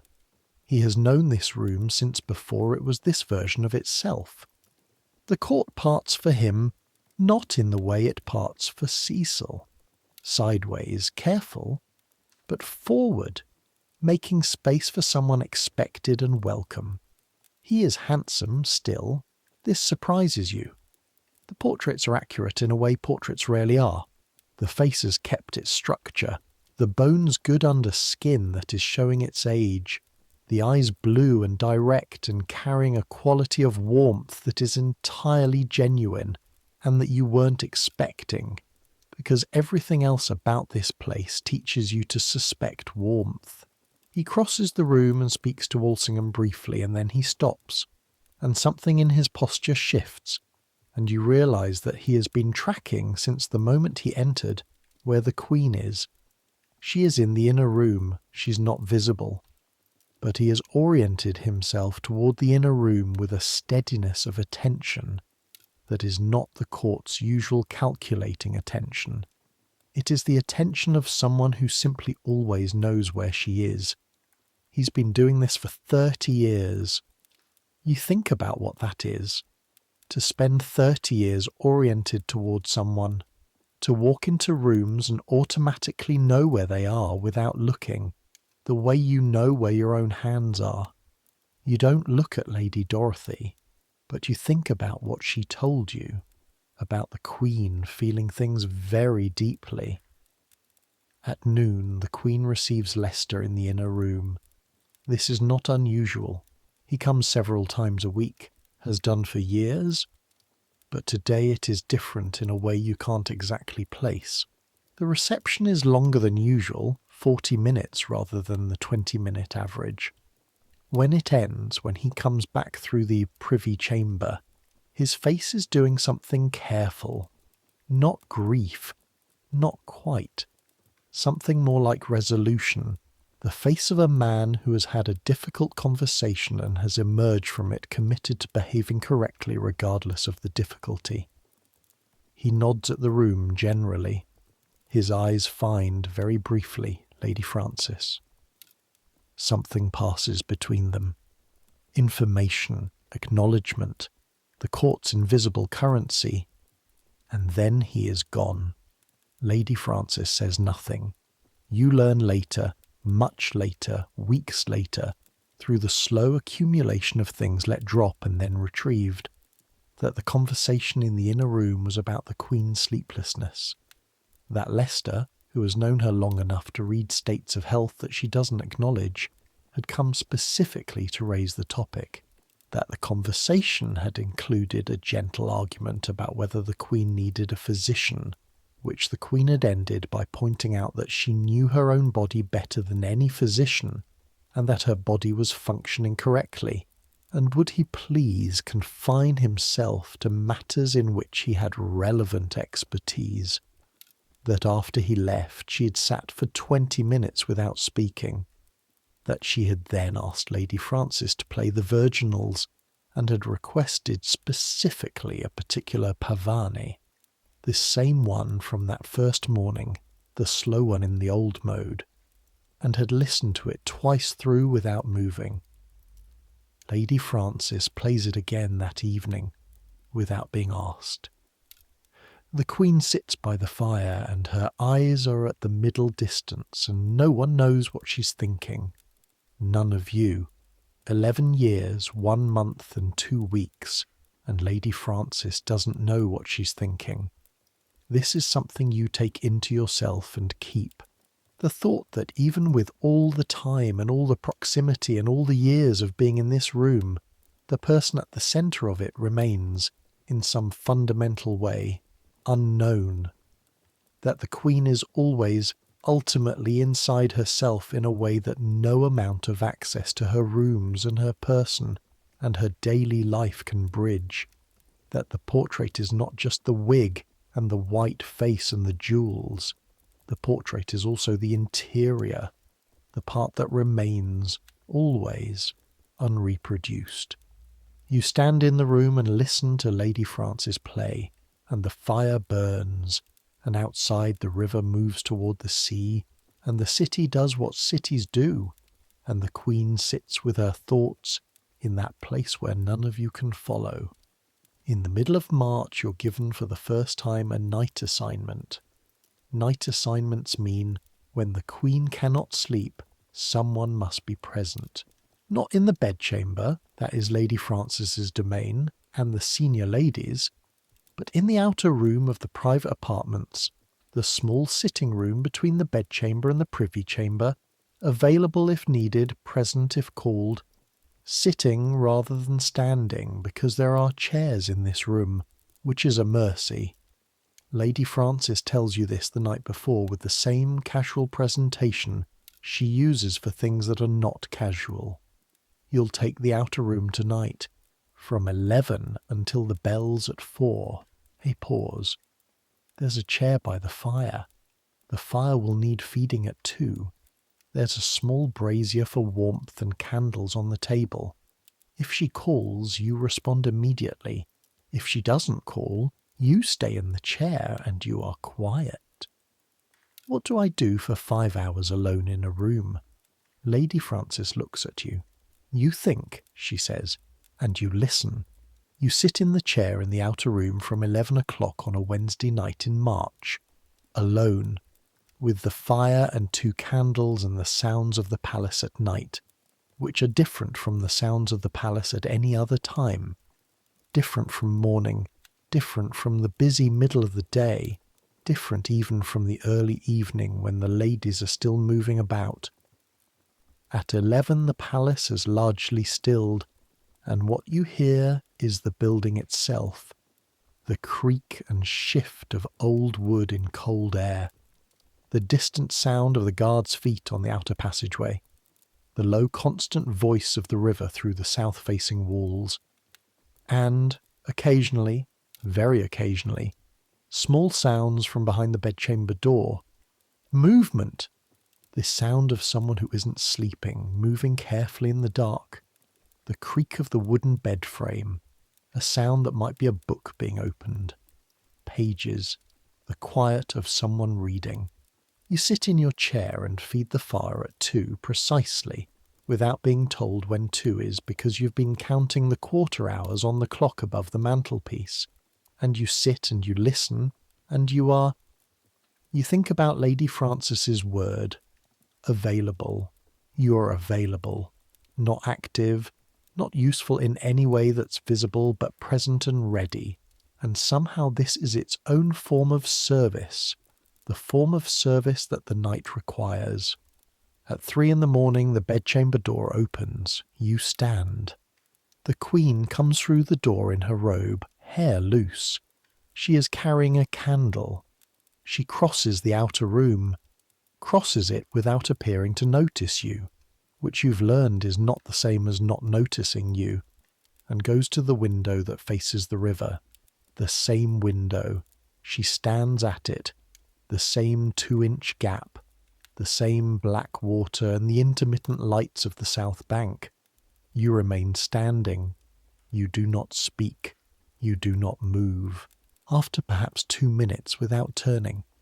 What's your name? Your heart does its manoeuvre. Agnes Forrest, your Majesty. Suffolk, she says. Yes, your Majesty. A pause. The river. Can you see it from there? You look at the window. The river, your Majesty? Yes, a little. The light on the water. She's quiet. You are quiet. The fire settles behind you. I learned to swim in the Thames, the Queen says, downstream, near Richmond when I was a child. My governess was appalled. She said it was dangerous. She said it was unqueenly. A pause. I was 9. I wasn't a queen yet. I was just a child who liked the water. You do not know what to say. You say nothing. The river doesn't change, she says. The city changes, the people change, the governments change, even I change, apparently. A short sound that is not quite a laugh. But the river goes on moving, south, out to sea, that's all it knows how to do. She stands for another minute. You stand behind her. Then she turns. She looks at you, actually looks in the direct way she occasionally does, the way that costs you something each time and also gives you something. And she says, "You're better than you were 2 weeks ago. You find your voice. Thank you, Your Majesty. The stockings are right. You've started anticipating the mirror." A pause. "Lady Frances is doing, I expect. And Lady Dorothy's, Your Majesty. And Lady Margaret's." "Yes." She says it like she's confirming something she already knew.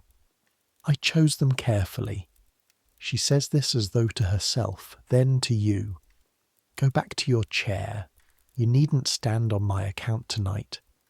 "Your Majesty, go back to your chair," she says, with the particular inflection that is not repeated instruction but absolute conclusion. You go back to your chair. The Queen stands at the window for another 10 minutes. Then she returns to the bedchamber. The door clicks shut. You sit in your chair with your hands in your lap and your heart doing a complicated thing, and you look at the fire and you think about the woman who was 9 years old and swam in the Thames near Richmond and whose governess was appalled, and the woman who has been standing at a south-facing window watching the same river for reasons you still don't have full access to, and the 53 years between those two people, and everything those 53 years contain. You sit with it until the bell's at 4. Then Lady Frances comes to relieve you, and you go back to the dormitory, and Anne is asleep, and the room is cold, and your chair, the dormitory chair, which you haven't thought about as something distinct from the chair in the outer room, is where you left it. You sit for a moment before getting into bed. Just sit, in the quiet. You are here. You've been in this palace for 5 weeks and 2 days. You have warmed stockings and held mirrors and stood for 15 hours and eaten cold supper in the anteroom and been assessed by Walsingham, and listened to the Queen speak to a river at 3 in the morning. You've stopped shaking. You're going to be here for years. The thought arrives not as a sentence, but as a physical sensation, a kind of settling, something shifting from the temporary into the permanent, the way a piece of furniture finally found its position and stopped being a presence you worked around and became part of the room.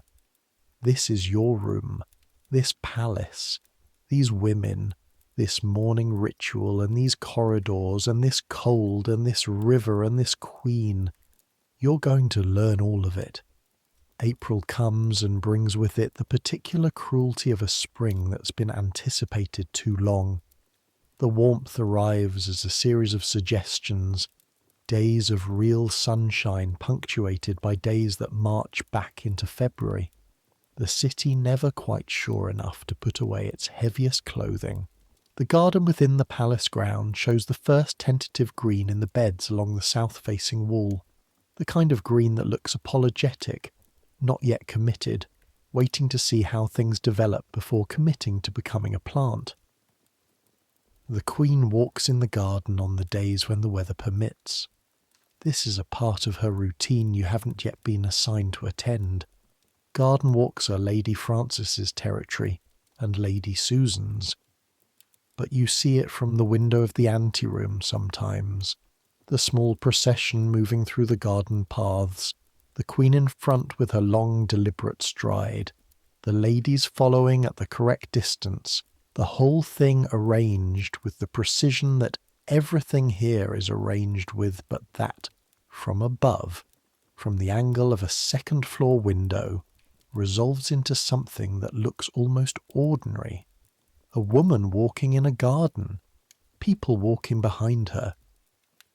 Except the garden is enclosed by the walls of Whitehall Palace. Except the woman has 2 gentlemen pensioners at a discreet distance. Except the ladies are arranged by seniority and trained to walk at exactly the right pace. Except nothing here is ordinary. But from the window, in the early morning light, with the first real April warmth on the walls, and the garden showing its apologetic green, it looks almost ordinary. You let yourself look for 30 seconds, then you go back to work. There is always work. This is the thing about service, not service as abstraction, as the lofty word that connects it to something noble, but service as the daily fact of it. It doesn't stop. It doesn't have an end point in the way that tasks have end points. You don't finish serving and move on to something else. Serving is the something else, and the something else after that, and the something else after that. The day is a continuous sequence of service, and when the sequence ends at night there is a gap of approximately 6 hours, and then the sequence begins again. You had known this, intellectually, before you arrived. You'd been told. But knowing it and living it are different in ways you're still, 5 weeks in, still discovering. The discovery comes in layers. First you discover it as a practical fact. The hours are very long. The standing is very hard. The physical demands of the thing exceed what you'd anticipated. Then you discover it as a social fact. The hierarchy is real and precise, and the penalties for misreading it are immediate. Then you discover it as a psychological fact, that the sustained attention required to be present and useful in this room, to always have the next thing ready, to always be an instant behind the need rather than an instant behind it, costs something that restores only slowly overnight, and requires the 6 hours of sleep with a completeness that you haven't needed sleep with since you were a small child.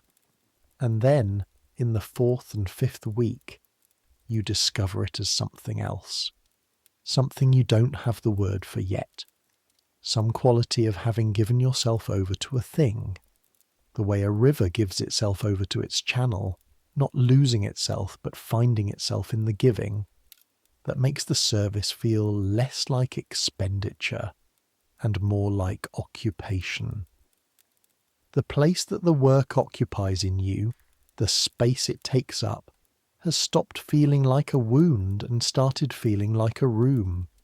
You live there now, in the work, in the service, in the corridor at 5 in the morning, and the stockings warmed on your forearms, and the mirror at the correct angle, and the fire fed at 2. The room is not comfortable, but it is yours. Lady Dorothy finds you in the anteroom on a Thursday afternoon in the 3rd week of April, after the Privy Chamber has cleared, in the quiet hour between the morning's formal business and the afternoon's round of it. "Come with me," she says.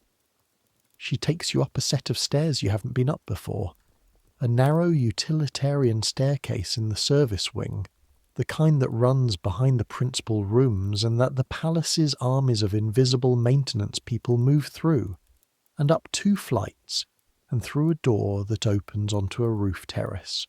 The terrace runs along the top of one of the palace's subsidiary wings, a long stone platform with a low parapet, and you step through the door and the wind hits you, cold and clean, and carrying the full smell of the river without the mediation of walls and stone, and you stand for a moment with your hair immediately doing things that 11 years of careful arrangement have failed to entirely contain, and you look out.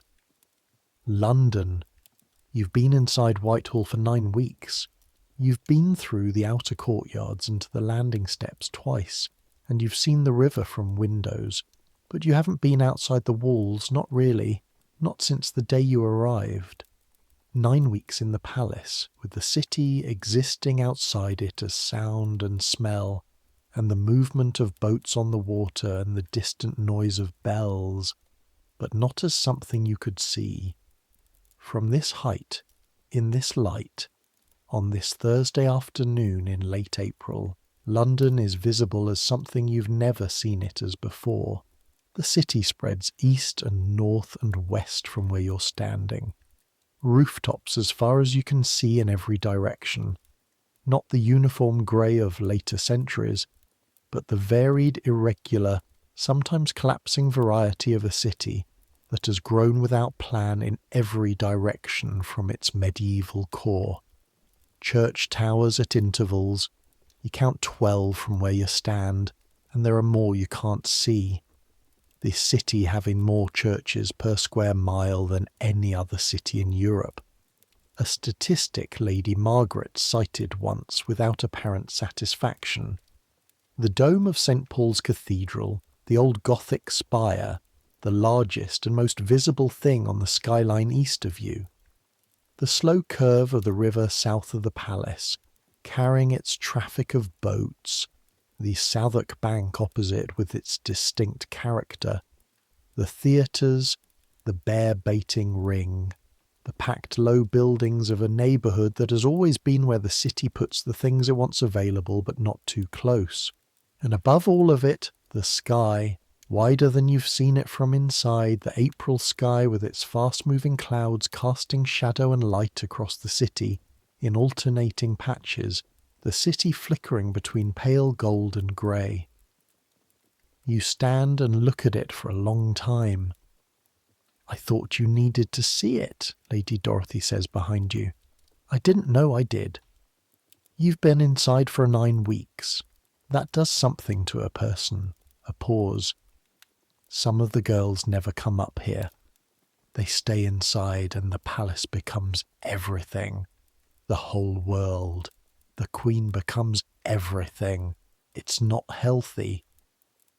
It's difficult to believe there's a world outside when you're inside." "That's exactly right. That's exactly the problem." She comes to stand beside you at the parapet. Her face up here is different from her face in the Privy Chamber. Less composed, less managed, simply a woman's face looking at a city. "When I arrived, I was 15.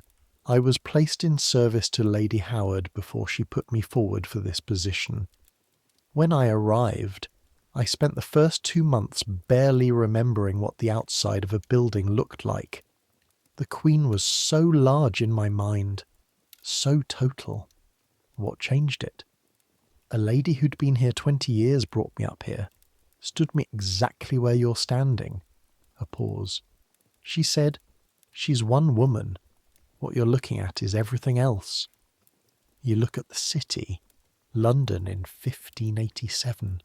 200,000 people living in those rooftops and streets and along those riverbanks, buying and selling and working and arguing and worshipping and starving and feasting and being born and dying, most of them never closer to Whitehall Palace than the distance at which the bells are audible. Most of them knowing the Queen's name and almost nothing else about her. Most of them doing what people always do, trying to get through another day with enough to eat and somewhere to sleep and the people they love still alive. The Queen from up here is one woman, a specific, difficult, extraordinary, frightened, powerful, exhausted, brilliant, lonely one woman.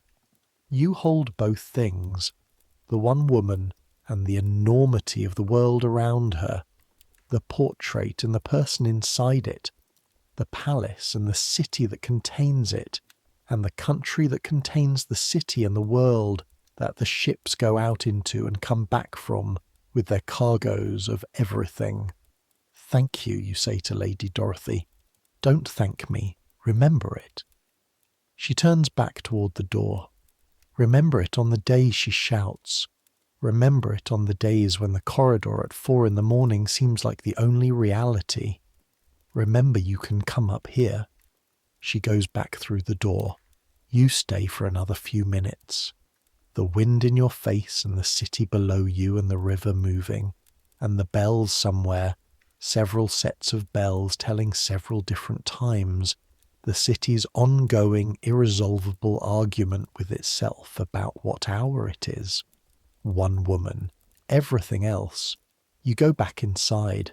May arrives, and with it the court's annual performance of springtime, which is to say, the Queen decides to be cheerful, and the court obediently becomes cheerful, the heaviness of the past months lifting in degrees that correspond precisely with how much the Queen's own mood lifts, because the court's mood is always the Queen's mood reflected and amplified, a hall of mirrors in which her temperament becomes everyone's temperament.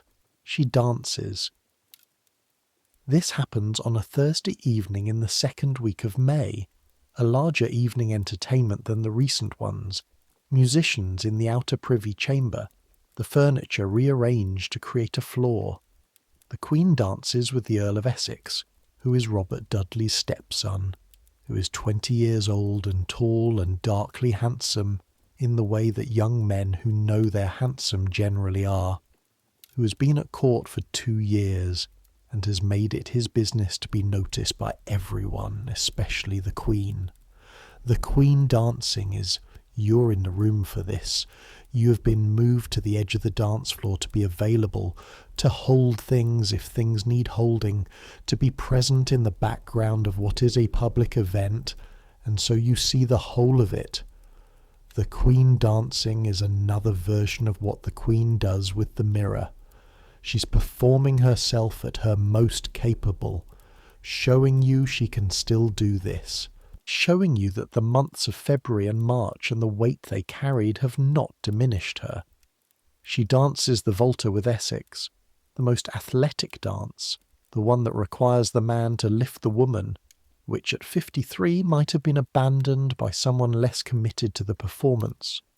And she performs it with complete technical precision and an expression of enjoyment that may be real, or may be another layer of the portrait, or maybe both, and you decide, watching her, that it doesn't matter, that the distinction between what she really feels and what she performs having already collapsed after all these years, so that the performance is the feeling and the feeling is the performance, and to separate them would be to pull the thread that unravels everything. Essex lifts her. She rises above the room for a moment. The court watches with the collective held breath of people watching something that might go wrong and hoping it doesn't. It doesn't. She descends. She continues. You release a breath you've been holding for 20 seconds. Lady Dorothy is beside you. Breathe, she says very quietly.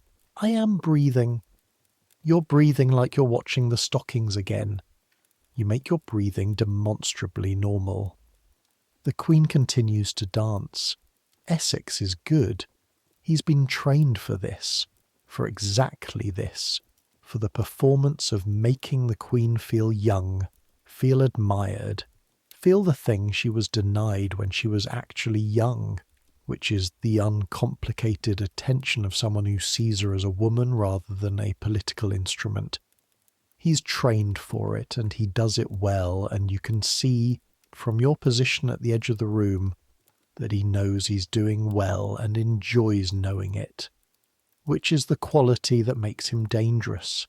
Men who know they're charming and enjoy knowing it are very useful and very dangerous. You file this. The dancing ends. The evening winds down. The court disperses by degree.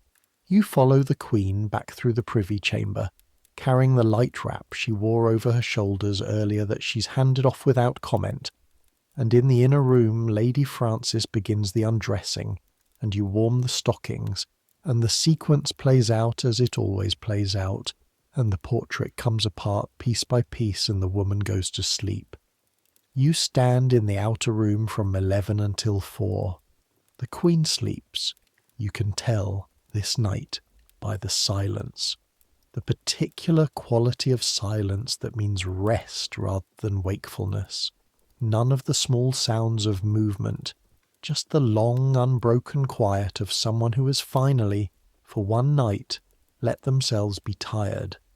You sit in your chair by the fire, you feed it at 2, you listen to the palace breathe.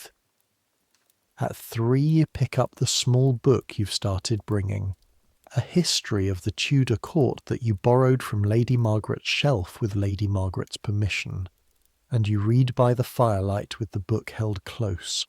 The words are small and the light is low and you're tired, and reading in this state is a particular kind of reading, less sequential than immersive, whole paragraphs turning into images rather than arguments, the history becoming almost physical.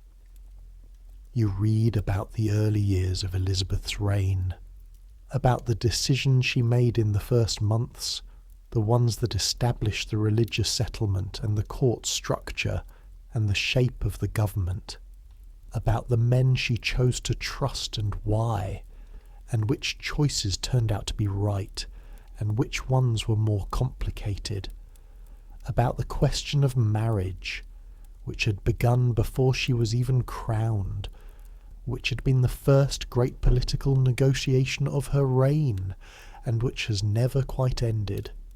You read about the years before she was queen, the Tower, the years of careful navigation through the reigns of her half-siblings, the long practice in survival that preceded the throne, the habit of vigilance learned in childhood and never unlearned, because there was never a time when it was safe to unlearn it. The habit of vigilance. You think about this, about a child who learns, very early, that being seen is dangerous, that the wrong word or the wrong association or the wrong expression at the wrong moment can undo you. That survival requires constant attention to what you reveal and what you conceal, constant management of what you show to whom. A child who learns this and who then becomes, 50 years later, the most powerful woman in Europe, and who still stands at windows at 3 a.m. watching a river. You put the book down. The fire is warm. The clock shows 3:15. 45 minutes until Lady Frances. You sit in the warm room with the sleeping palace around you, and the sleeping queen behind the door, and the city outside the walls doing its endless necessary business, and you feel something that takes you a moment to identify.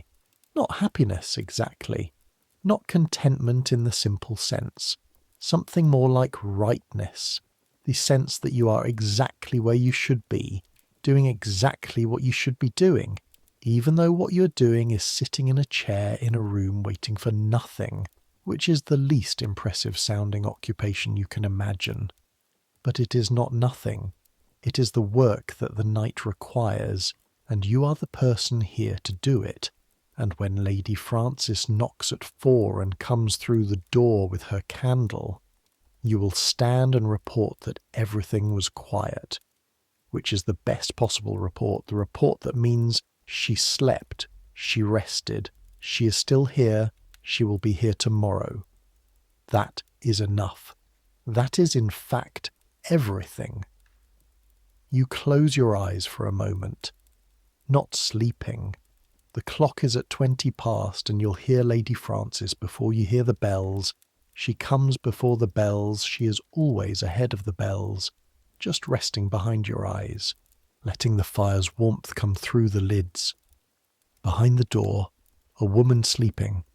Ahead of the door, 4 more months you can't predict, 6 months, a year, the years after, the woman's history and yours running in parallel through the same rooms and corridors, and the cold mornings and the warmed stockings and the particular quality of service that is not servitude and is not friendship, and is something in between that has no simple name.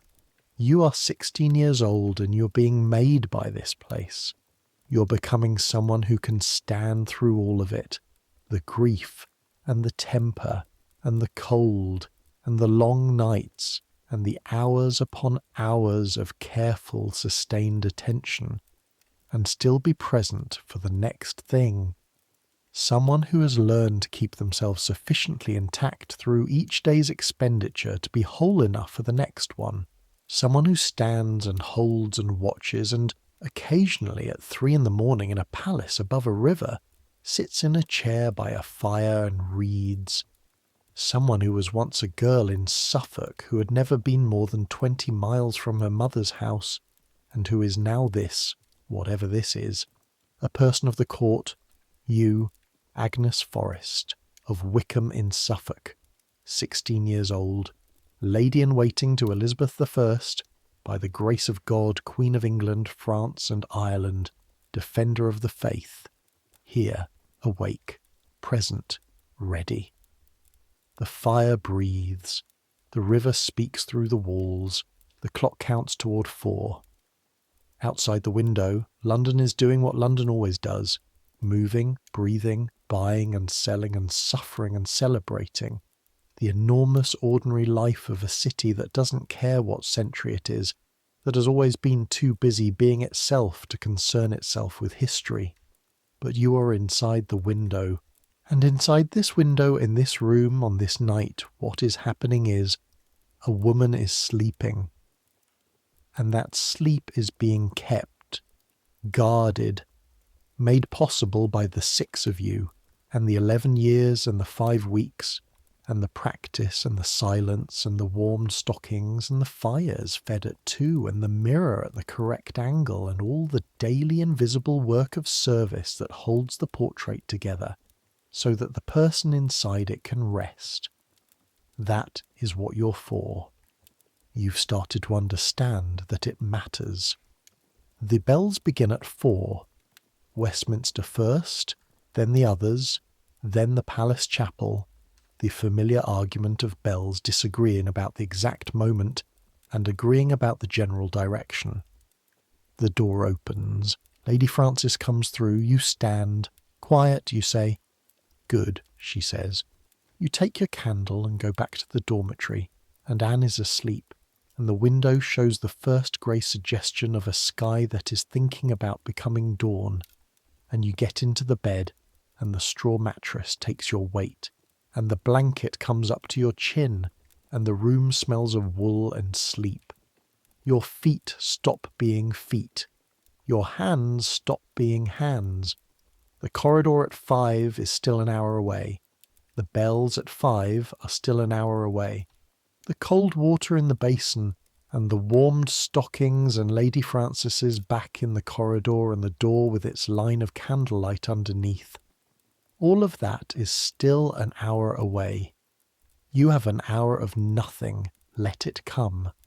Let the sounds of the palace thin out and retreat.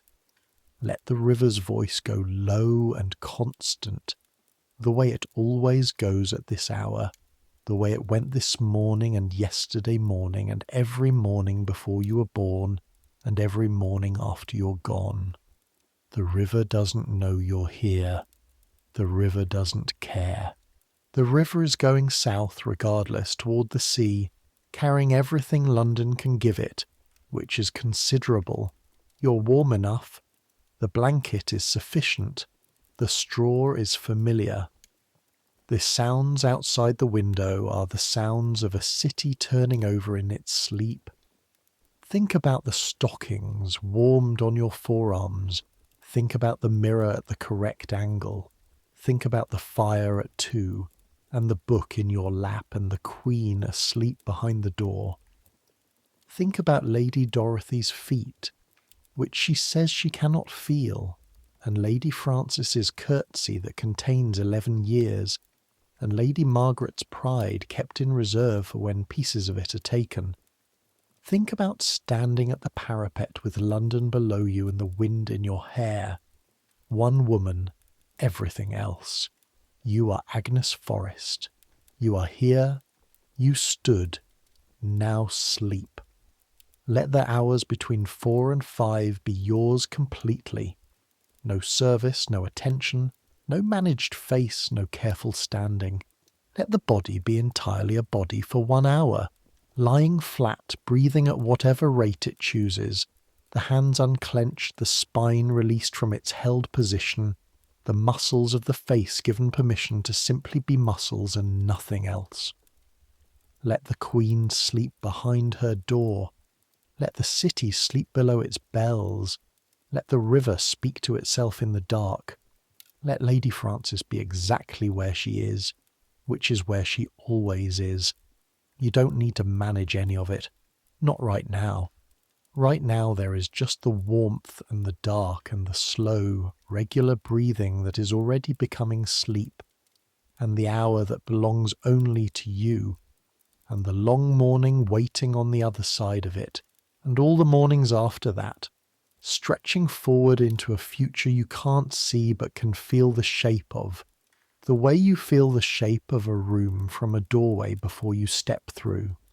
You are going to step through. You're going to know this palace the way you know your own hands.